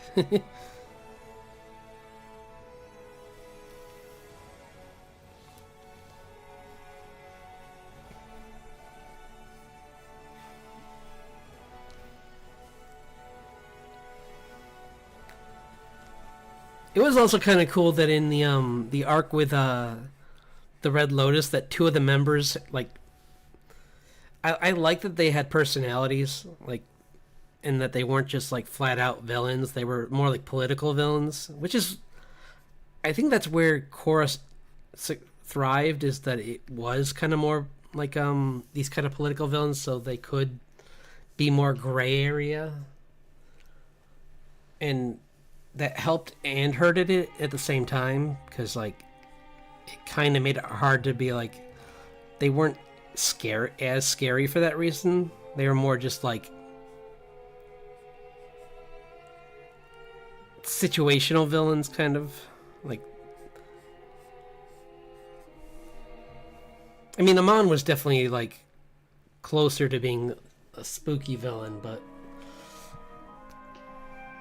the other ones, especially that second one, Unalak, ugh. I did not like Unalak. His kids were cool, but he was not interesting. I will be the Dark Avatar.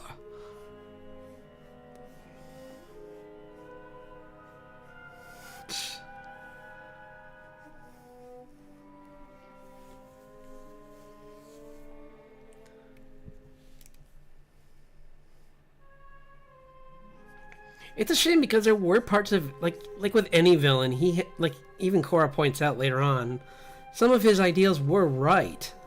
It's just that his main goal was dumb. But his goal to get like the spirits back into the world was smart, or it was necessary at the time. So yeah, it was kind of like, buddy, if you just did like a percentage of what you were planning, she probably wouldn't even have gone after you.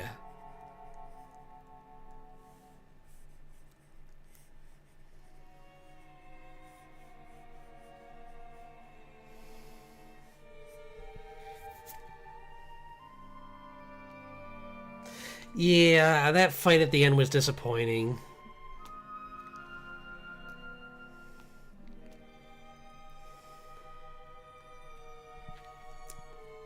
I did love that Aubrey Plaza played one of the twins. That was funny.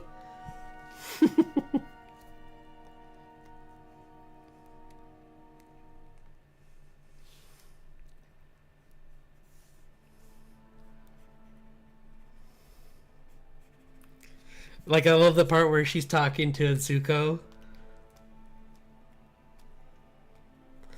and she's like, because he's like, it's like, you know, I hired someone like this person to. Oh no, that was the third season where he's like, they're going to check on the Fire Red Lotus member, and he's like, you know, I hired someone like this to kill the Avatar. Didn't work, of course. And she's like, don't feel bad. I also failed at taking out the Avatar when she stole my husband, my fiance, and and Korra's dad's right there, and he's like, can we please just get this over with? He's just like, you're talking about attacking my daughter. What is wrong with you?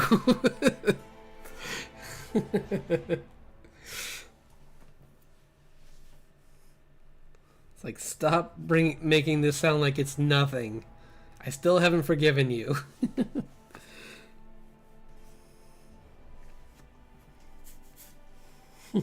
Yeah, didn't work. I like that part.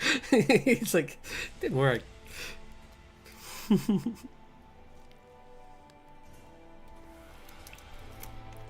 And it was really cool seeing Dante Bosco come back as the nephew.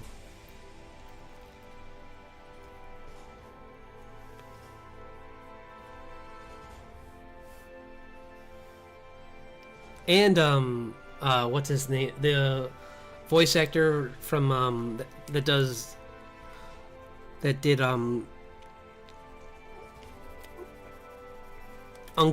Uncle came like he that guy from The Simpsons came back to do that guest surprise. So in the spirit world, that was I love that part because if it wasn't for him, he kind of fixed Korra's arc. I think like when he showed up and he's just like, you can't always be mad, you can't always be so like at 11%. You can't always be up that high. You got to kind of like chill out because everything around you reacts to you, and you just got to calm down. And after he told her that, she was just like a different person when she left, and was much more was even more of a like chill person, and was more fun.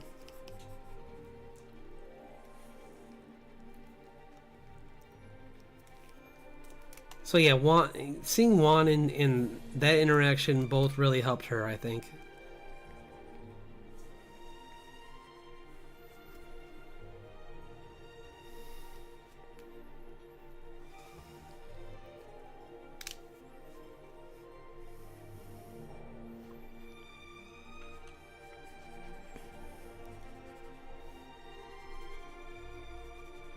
I think we talked about this last time, but I'm far more disappointed in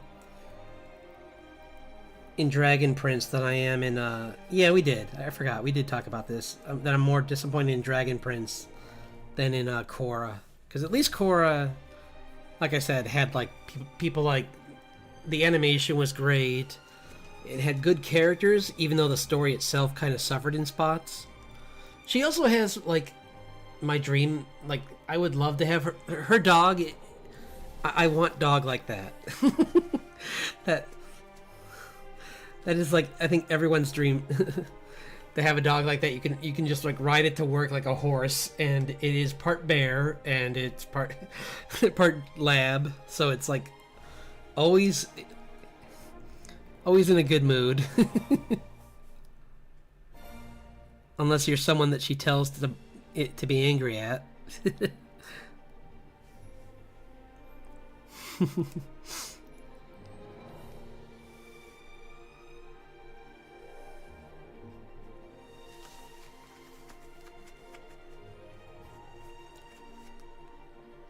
I don't know, which animal would you want from the Korra universe as a pet?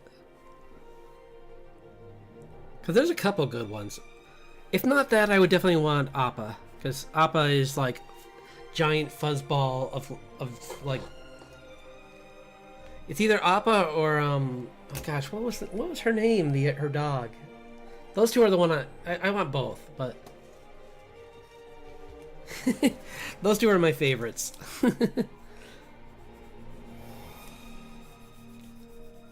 Like when Appa got captured in the first in Last Airbender, that broke my heart. So I'm glad nothing happened to their dog, because I don't think I could deal with another animal being in danger after that.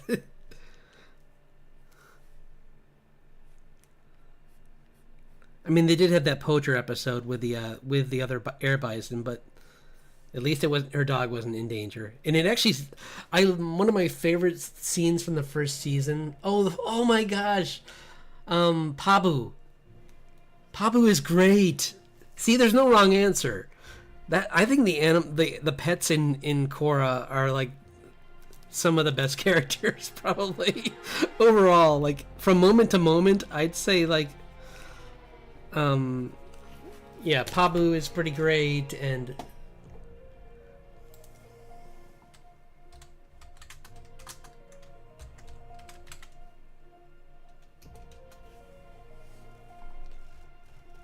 Naga. Yeah. Naga's, yeah. Sure. Yeah, Naga's would be my number one choice, cuz she good girl.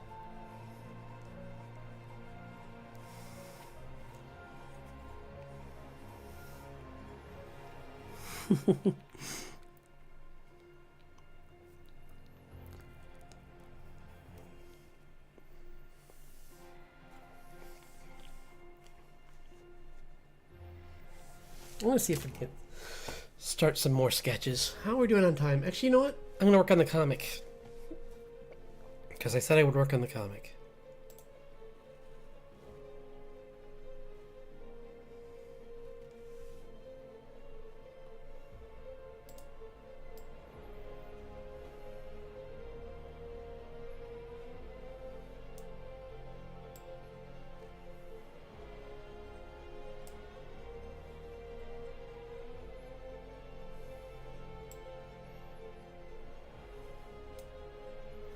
There.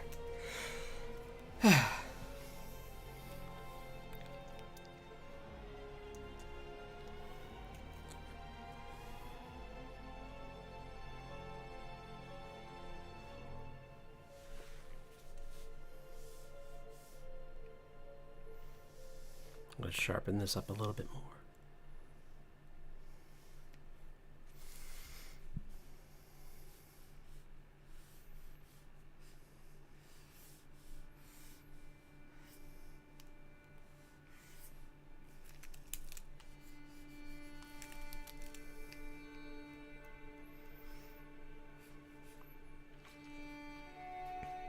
Yeah, there's so many cute little pets in that show, though. Like the ferret was cute. The fire ferret, Pabu was cute, and Naga was cute. There was the bison were all great. Although there was nothing. Later on, they got the ones that had more personality. The first one, the one that Tenzin had, was a bit more chill at the beginning. And acted more like an animal than Appa did. Which is fine. I mean, it didn't need to do anything at first. They were still, like, getting the show, like, established, so...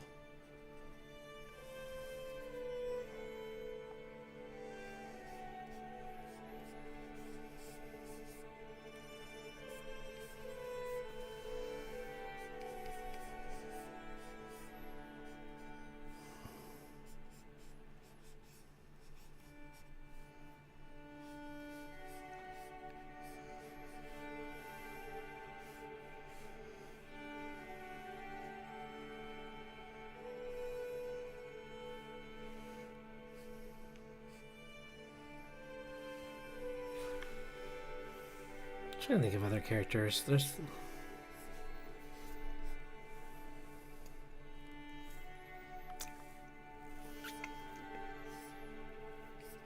It'd be fun to one of these times. I'll have to try and come up with a maybe when the new show starts up, I'll have a drawing session where I just come up with various animals for the world, and maybe even like first I'll do a episode where it's like a drawing challenge where I try and come up with combination pets, and then another time I'll do one that's just wild animals. That would be fun.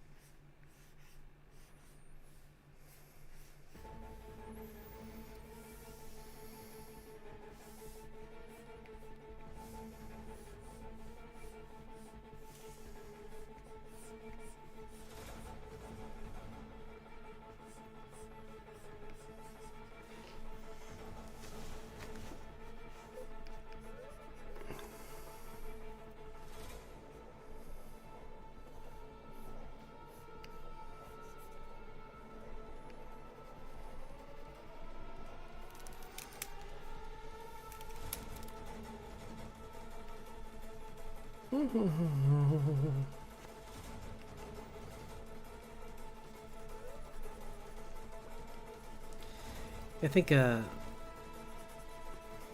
a shame that some of the I'm not really sure. I'll have to look into the research for it because that animation team kind of goes all over the place with their quality, and I'm wondering if it's based on like maybe they have like temp workers that work with them that like which is why like Korra has such good animation, and then like later like Dragon Prince has like not bad animation but just like subpar compared to Korra.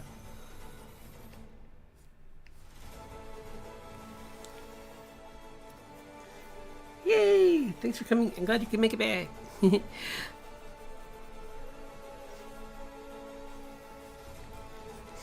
I was just saying earlier after you left that it'd be kind of fun that when all these animated shows and movies come out, it'd be fun to do a drawing session where I just come up with like some new animal hybrids and some new animal like pets based on those hybrids. Like that would be a fun exercise, I think.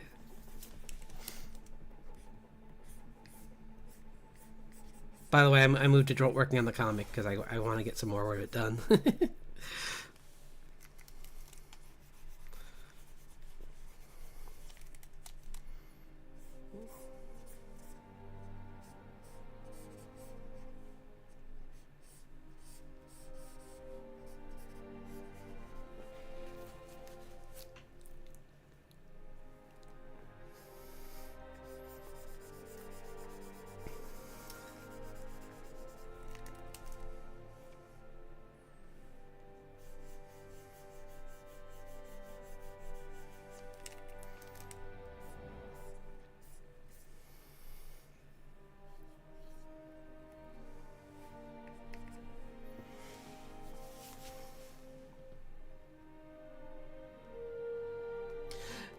See, the problem with that is that I think they succeeded in some spots, and like, if they had just stuck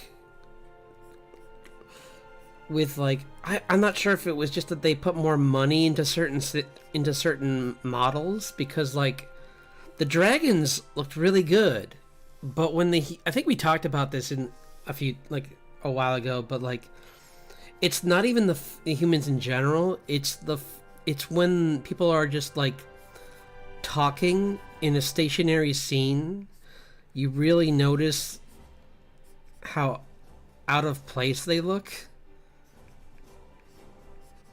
Like if they had just like really like focused more on like working on that, which is weird because in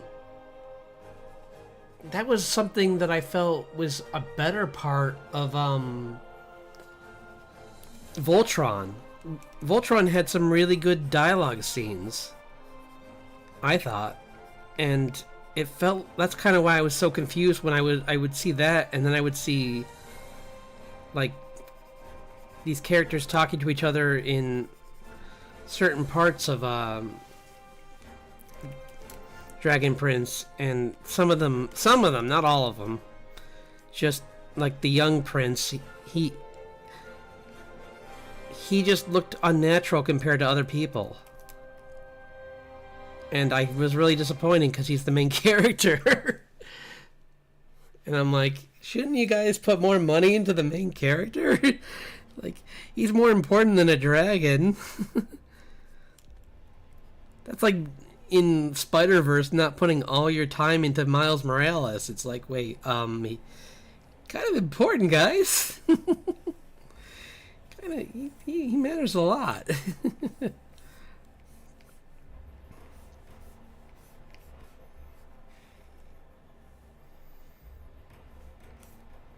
Because I think the character was great. Like, I love the fact that he could talk to animals and like was like an empath for them. That was such a cool story feature of him.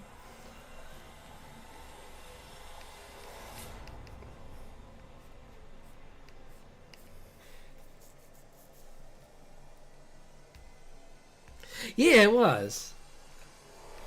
I thought people were kind of harsh on it, but I liked the show. I think the only part that I was a little bit disappointed about in Voltron was the ending. But mainly because it went from like cool anime show with like mecha to Doctor Who. And I was like, wait, this is a different show, guys. Like, what? Why is this suddenly Doctor Who?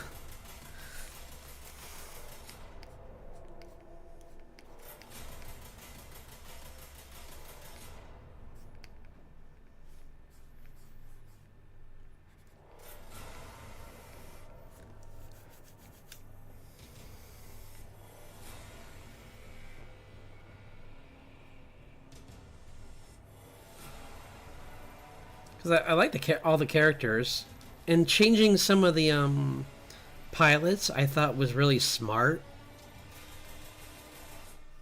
Because like I don't think anyone was too sad to see some of those go or change in a way, because like the new characters were far more interesting.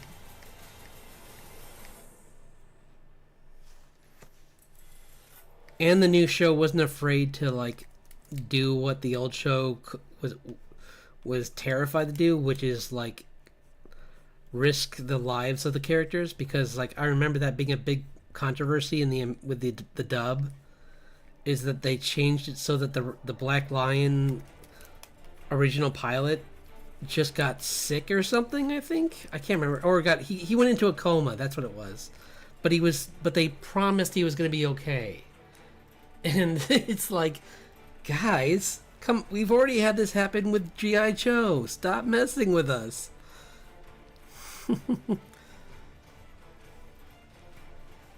Like,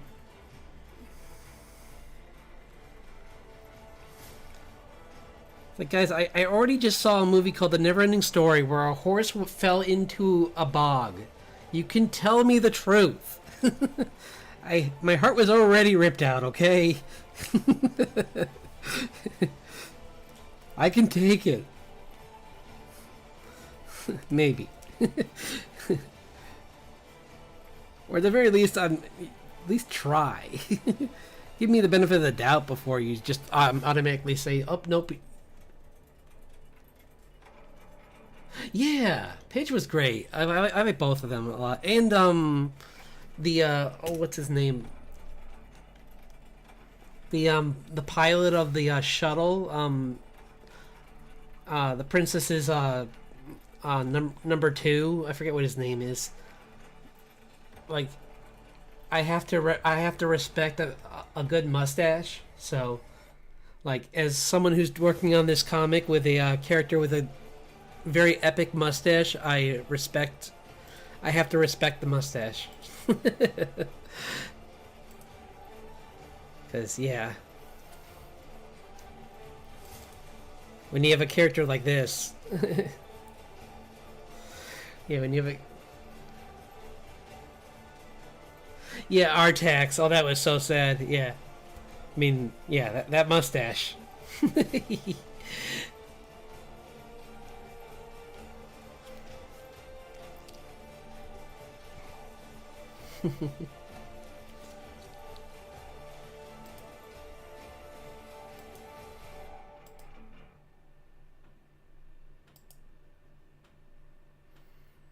Yeah, Artax, so that was so rough. Corin, yeah, Corin, yeah. Did you? I love the episode where they did the D&D session. That was so fun. That was like seeing Vox Machina before Vox Machina, kind of.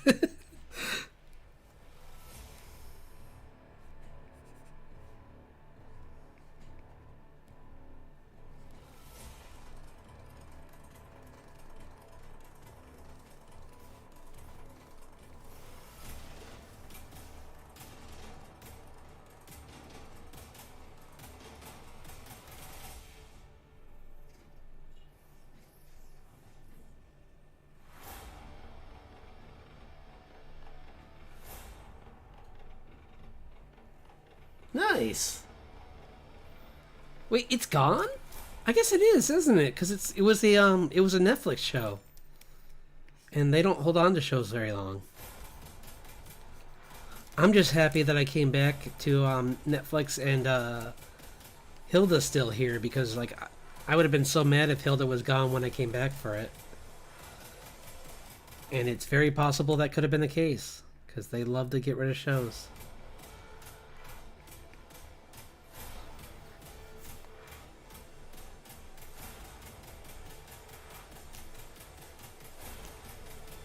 Yeah. Oh, man, that episode was so powerful too, because like, yeah, that was cool. But like the whole Shino and the two of them fighting, and like he basically like as he's about to be like finished off by Shino, he confesses his love, and your heart just breaks because you're like, oh man, this isn't even the real one, buddy. And he knows it, but he's just like, he has to say it.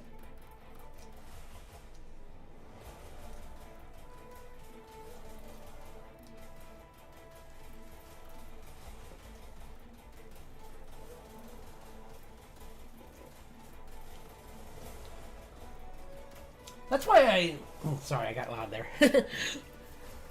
That's why I don't like that people complain about like Shino's or that one. Yeah, it's Shino, right? Let me double check. I might be getting my people mixed up.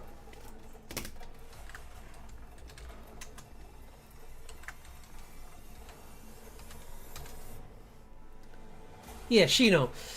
I get annoyed when people complain about his boyfriend in the flashback, because I'm like, guys, the whole point, it's just a quick scene, is because it's not important.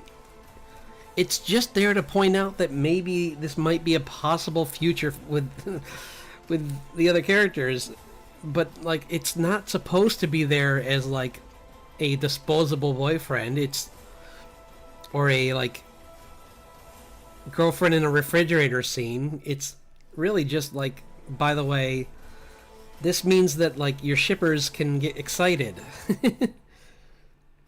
That's all it was there for. And it's like, I'm fine with that. I don't know why people got so angry about that. Shiro. Oh, sorry. I did call him Shino. Sorry. My Naruto brain got kicked in again. Shiro. You don't remember the part where he like covered the Voltron in bugs and took all of its power?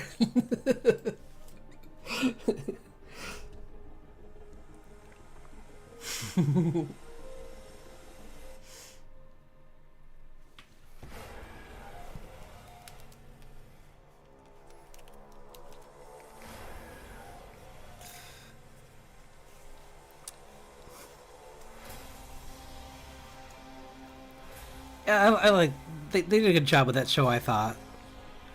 And honestly, I gotta hand it to them, because for being an older a show that was like really coded based on the old show, like you'd think that seeing Voltron form like so many times with that music would get like annoying. It never did. It was always fun.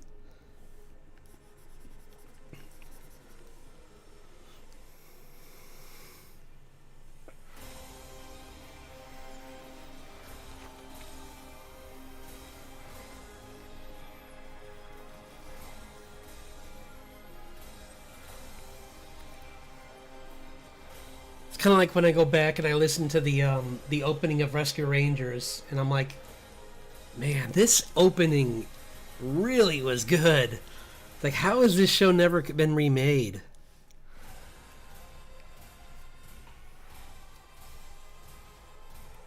Like that opening of Rescue Rangers was so like really good. I can't believe they never have tried to remake that one. With how many like Ninja Turtles remakes there are, it's just there must be a licensing thing.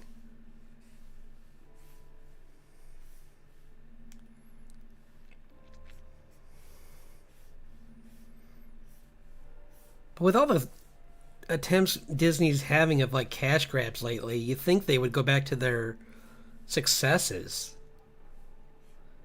You know, like that was a good show.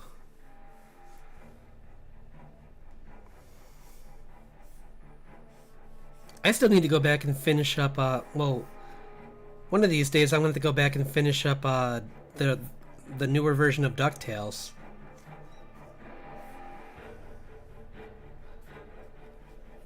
Because that was really good too, and I got up to where they meet their, where they ran into the mom came home, and that's where I unfortunately had to stop because my subscription ran out.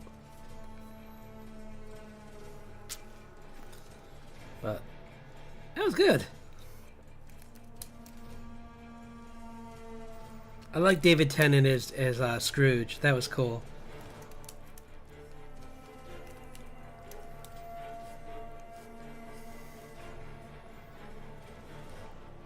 And there's like I love that joke in the, I can't remember which season that was. I think it was the second season where the one guy puts an invention in Donald's mouth and suddenly everyone can understand him.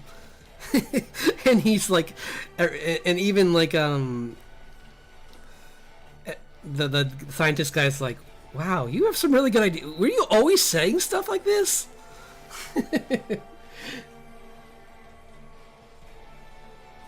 Oh man, that's gotta be hard.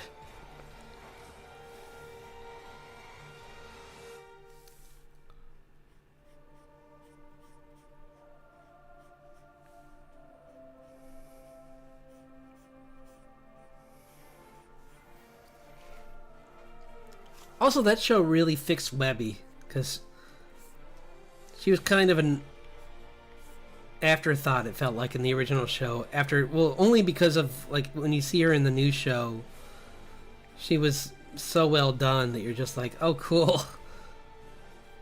Like her first appearance, she's dressed like that character from Splinter Cell. You're like, okay, this is hilarious.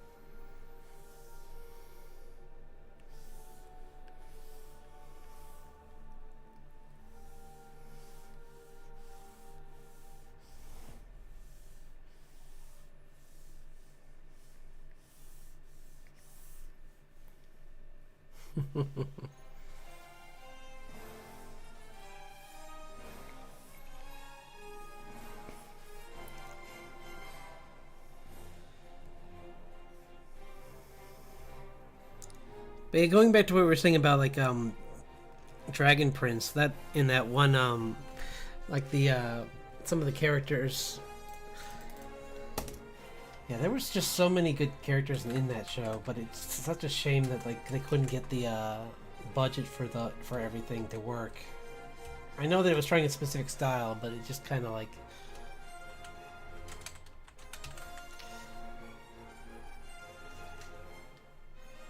yeah, like Gren and his.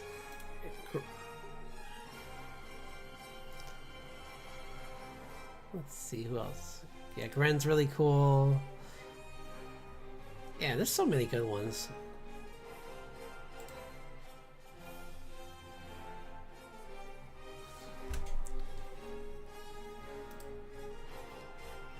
Why is this?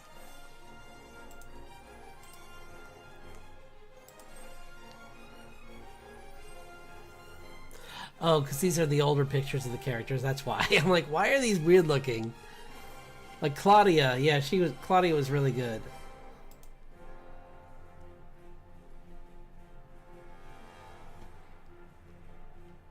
I loved how like terrible her jokes were. That was so relatable.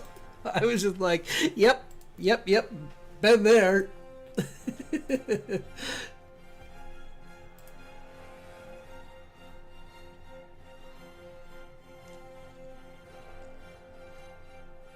Oh, Caleb is short. I forget, or shorter. I didn't realize he was. Yeah. Huh. Okay. Then again, he's 14. Never mind. He's not short.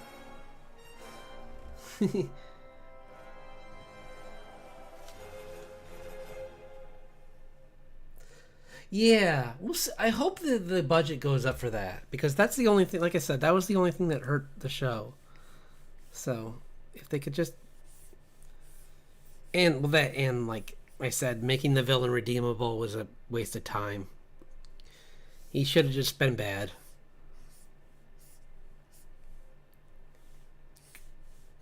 Because like that was confusing. It was unneeded. You already had a it felt like they were doing it too much. Is my problem because like you already had the father, like Claudia's father was already a redeemable. Wow.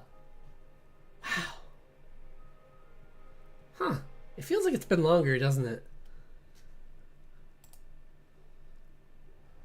Yeah, Viren felt was already a redeemable villain because he was just a man that was trying to protect his kingdom and his family. Like he was trying to be a good dad and like trying to make sure that like what happened to his friends didn't happen to his family, but he kind of got lost in his pursuit and became worse than the things that he was trying to protect his family from and realizes it later, but not before like pushing his family down that path.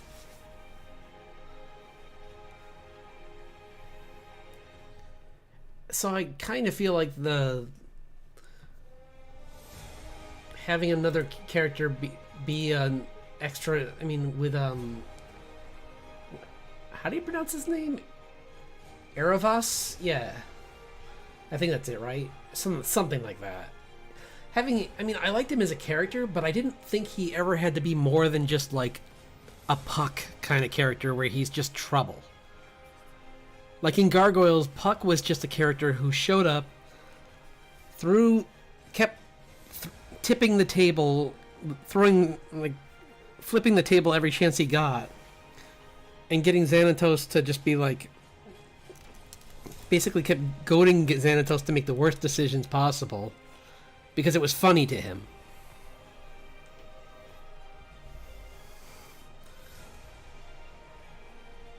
And it's like, why wouldn't this guy do the same? They didn't need a daughter storyline.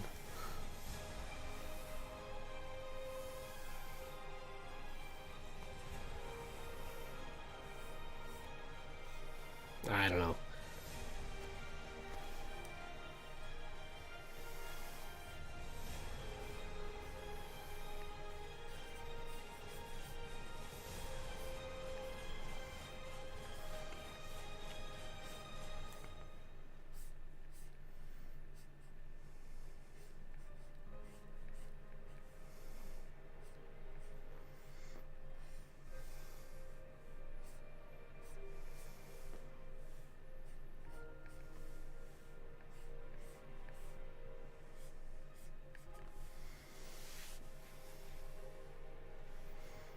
But I mean, I think I wouldn't even care if it wasn't for the fact that I love the character designs in the show so much.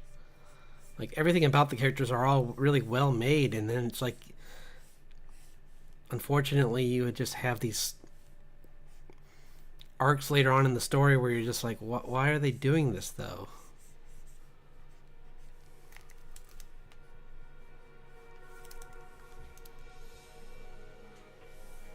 That is crazy though. Speaking of Xanatos, though, they need to remake Gargoyles, or just like re-release. I mean, it is on Disney Plus, so. But like much like they did with X-Men, I think they need to like maybe do a. I don't think did it ever have a conclusion. I don't think it ever did. So maybe they could finish it. Or if it did, then maybe they can just do a reboot so that it has gets a little less crazy at the end, because that was the only part of the show that When it got into the time travel stuff, I was just like, guys, we're getting kind of kooky here.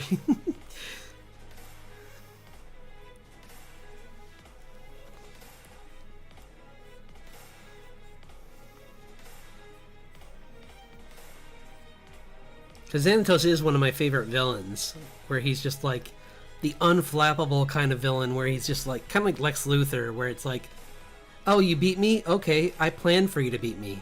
How's that sound?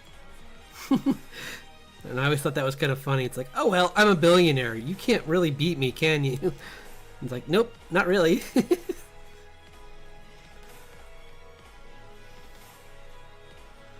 Like, the dude bought a castle on a whim.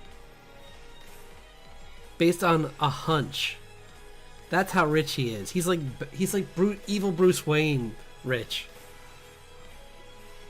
Or it's just like, oh yeah, there might be something to do. These gargoyles might be special, and this castle might be special. So I'm just gonna buy it just in case. Maybe it's nothing, and if it's nothing, then you know what? I still have a castle in New York. So I can flex on my friends. If he has any.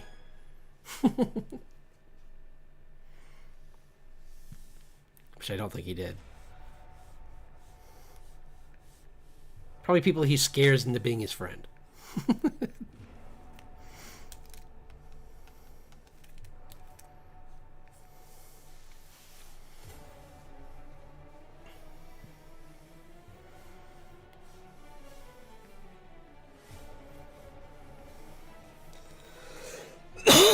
Excuse me.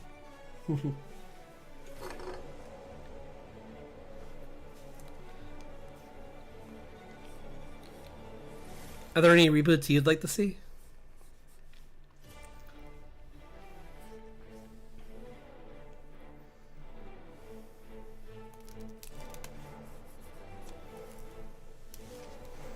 Just curious, because there's always like some people say Freakazoid, but I just don't know how Freakazoid would work because he was the amalgamation of the internet, and I'm scared to see what a human would look like if they absorbed the internet now. I think they would just turn into Cthulhu.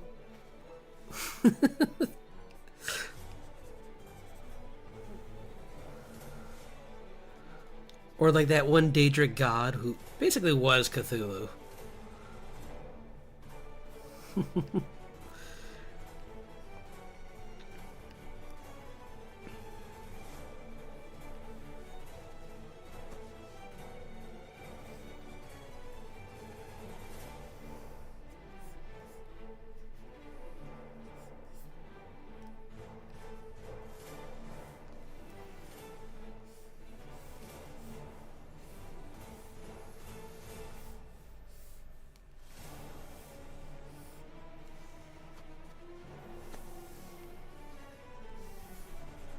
It was kind of cool seeing, I was never a huge Planeteers fan. I mean, I like the message, but it was cool seeing in OKKO they had an episode where where they met where they kind of did a reboot where like those characters show up in an episode. Oh, you're good. I was just asking if you had any reboots that you would be interested in seeing made of shows from your like childhood.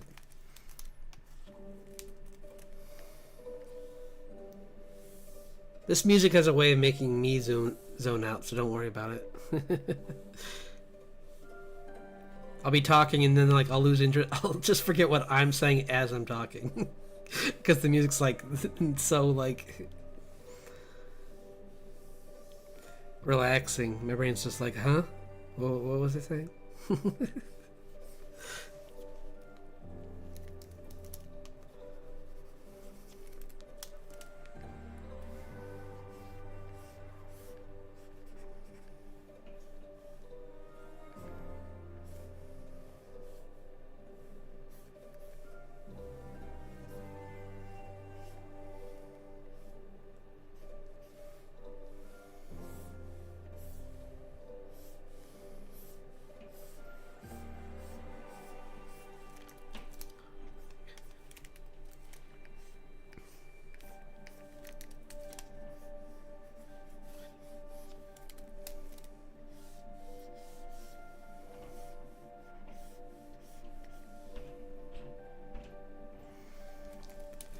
trying to think of other ones that would be really cool because the gargoyles would definitely be fun. But there's also like I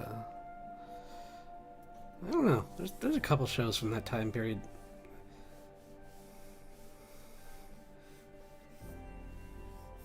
Maybe a new remake of Conan would be kind of cool. I mean, it'd be pretty dark, but that'd be kind of fun.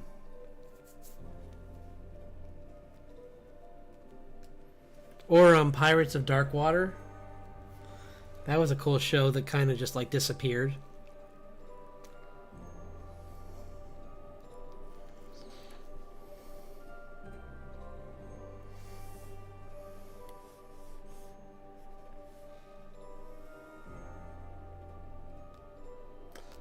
Oh yeah, you told me about that. Yeah, that. I mean, with how animation's improved, that would actually be pretty awesome, especially because of especially because of I don't want to spoil it in case you haven't seen it, but all I'll say is Spider-Verse, the second Spider-Verse movie.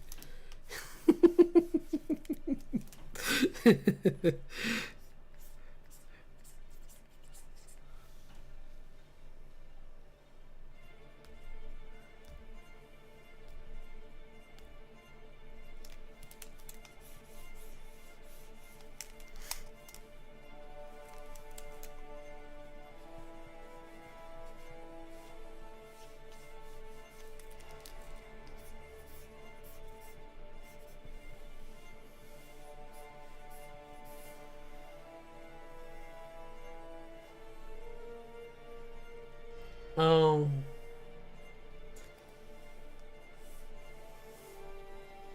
I hear that Ruby kind of did the same thing where like after I never watched that show, but I heard people say that like Ruby kind of like downgraded as it went along from what I heard again. So it's not these aren't my words.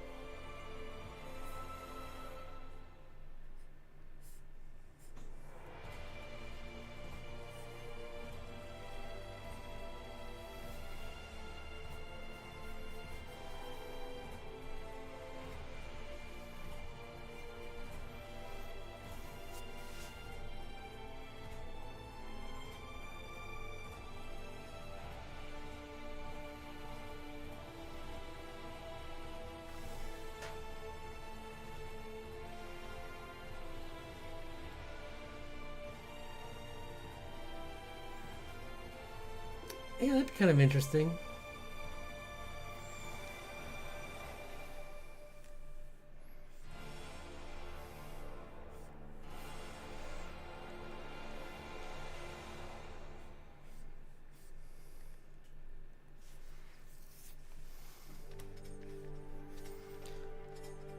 I definitely never want to see a live. I'm sure Disney's already working on this, but I don't want to see a live action Big Hero 6. Cause it's like, guys, this is already kind of based on the comic already, and the comic's not as good as the animated movie. So please don't make that live action.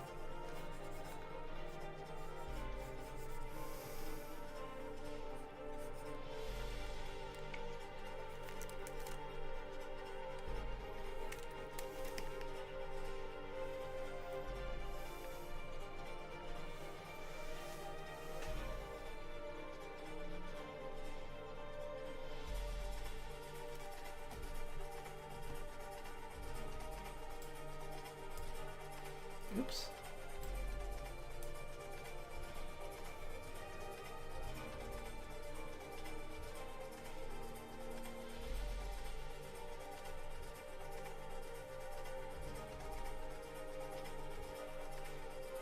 Yeah.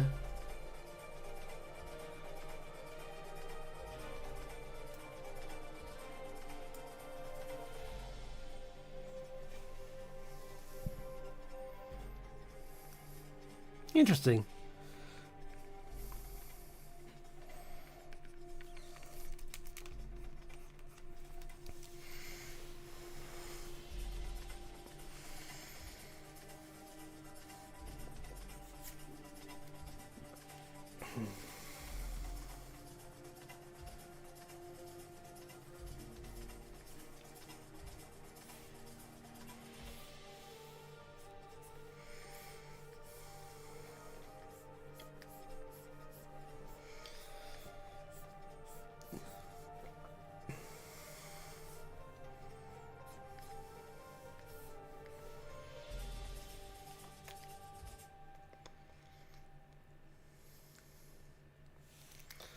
I don't think she did that much.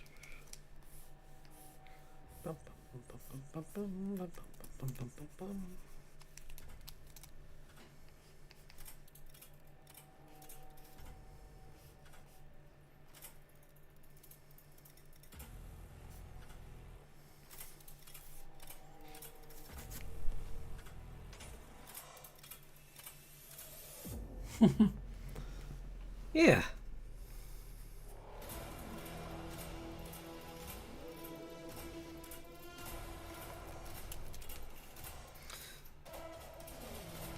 Considering the success of that franchise, I'm surprised no one has.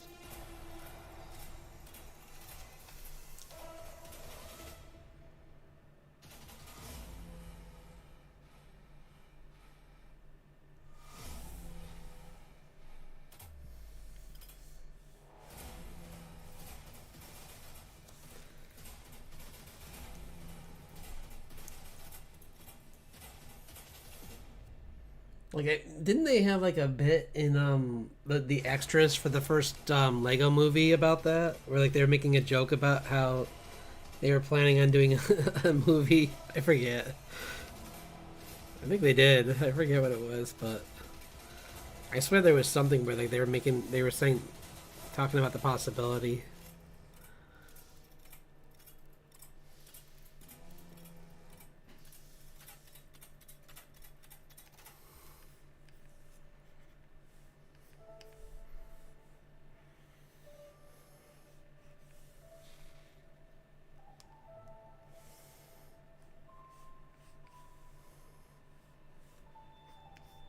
I love Liam Neeson's character in that first movie.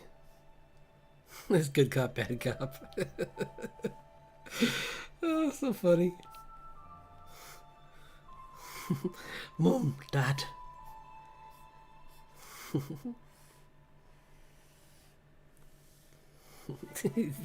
And then he does the voice of both the mother and the father. That was so funny.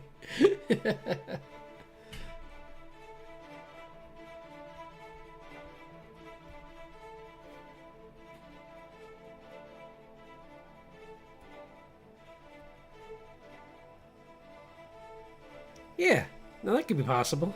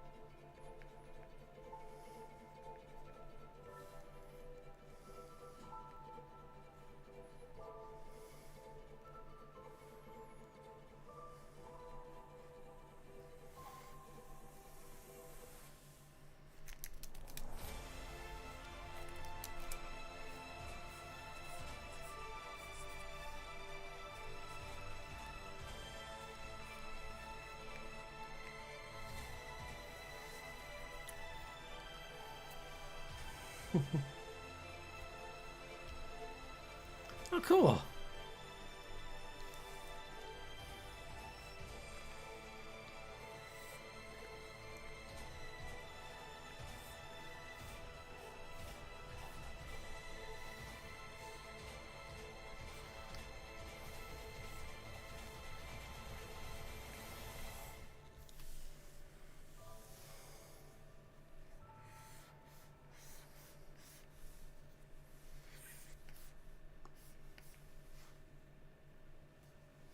Don't think of some other ones that would be really fun.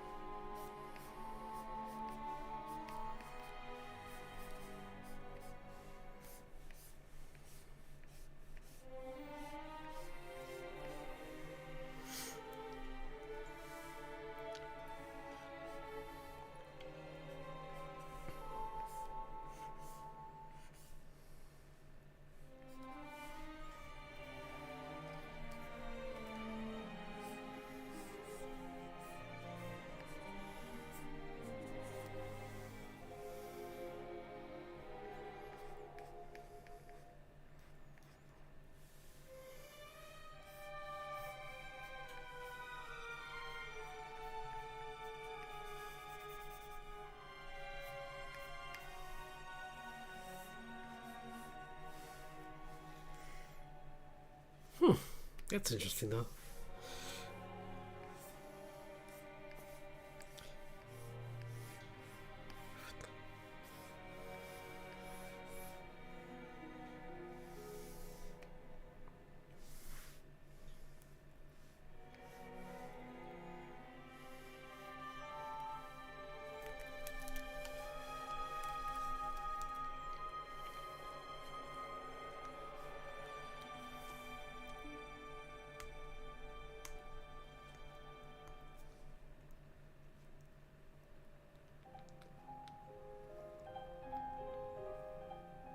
Cool, yeah.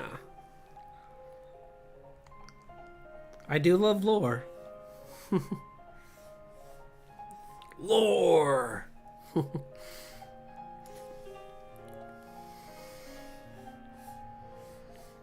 It's my favorite part of all the Dark Souls games. Is like walking through the city and just being like, oh, okay, this place has a lot of history.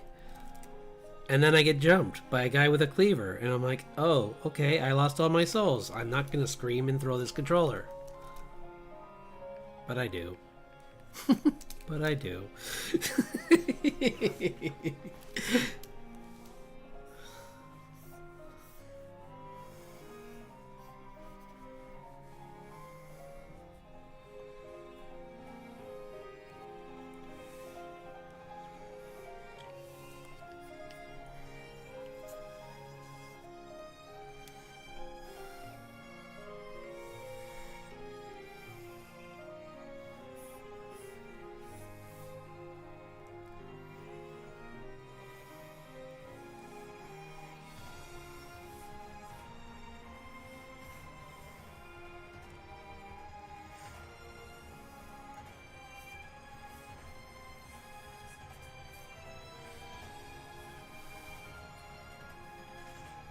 I don't know if you heard about this, but my friend, I saw that they're making a, they made this show based off of, there's this anime that's pretty much just like based off a mobile game for Disney. And it's just crazy to me that like they actually, that this got approved. Like it's like all about these, like this regular person ends up at this school that's like essentially the Descendants, kind of, that show.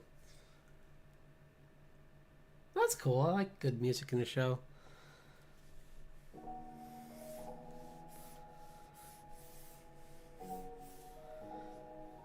But yeah, someone at work was trying to get me excited about it, but I'm like, I have what? The Disney thing, where it's like they were saying how like they made their own character and stuff, and I'm like, oh, that'd be kind of fun to draw a character, and then they're like, oh, but all the schools are only for villains, and I'm like, then I really don't really, I want to follow heroes. Can I have a hero school instead? I don't want to be in Scar's, like, wing of the school. he's a he's a betrayer.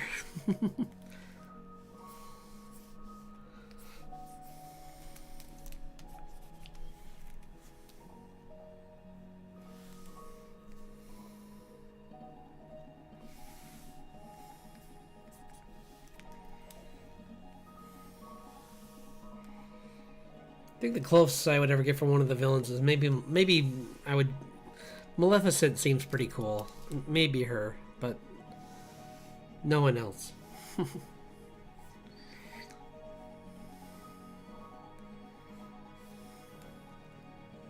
then again, I feel that way because I played Kingdom Hearts, and she's cool in Kingdom Hearts.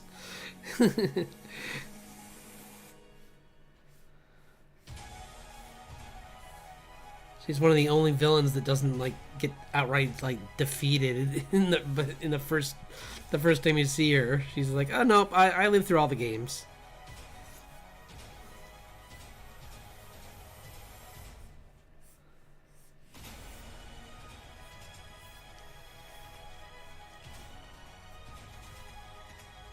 And Ursula gets beat by a musical.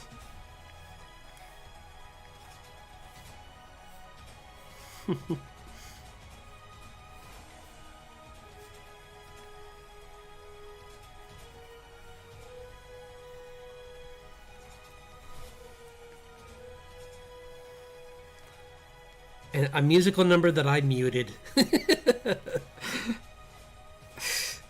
Oh, Kingdom Hearts 2, why did you put a musical in your game? It was so bad. It was not good. It was not good because it was just an awkward part in the game. I thought.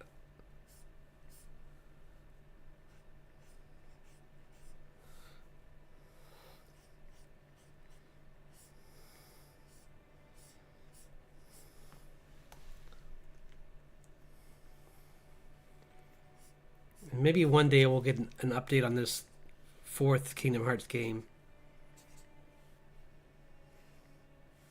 One day.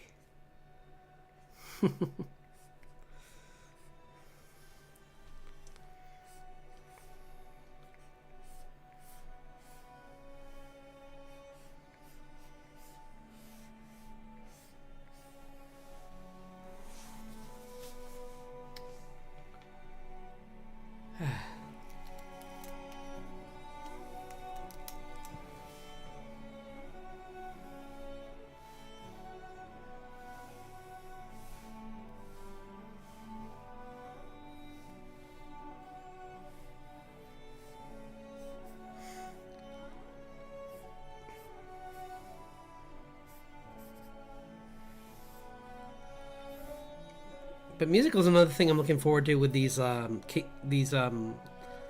Airbender movies that are coming out, because they have a really good like studio that they do music with. So I'm really excited to see what they do.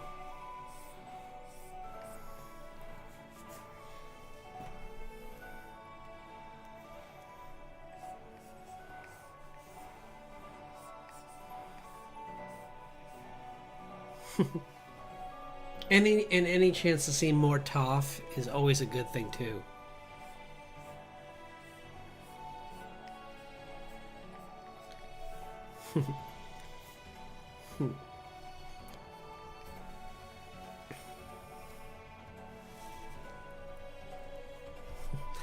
Toph, what is this?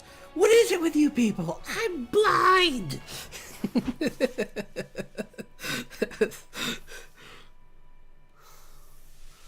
I don't know. It's so good.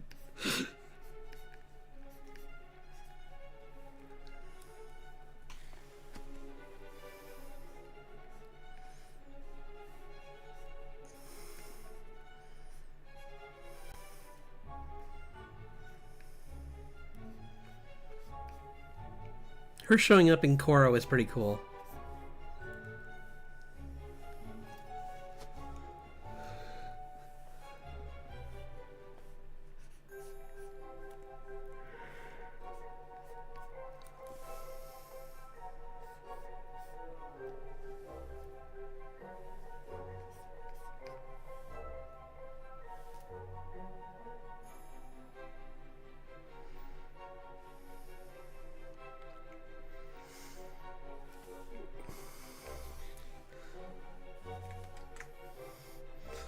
This is pretty good. I made some progress. I'm not even. The ironic thing is, I'm not even sure if I like this page, but at least now I have more of it done, so I can decide.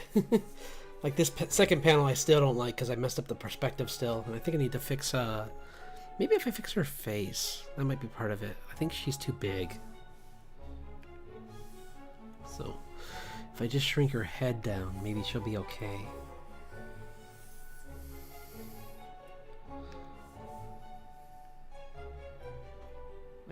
To like that.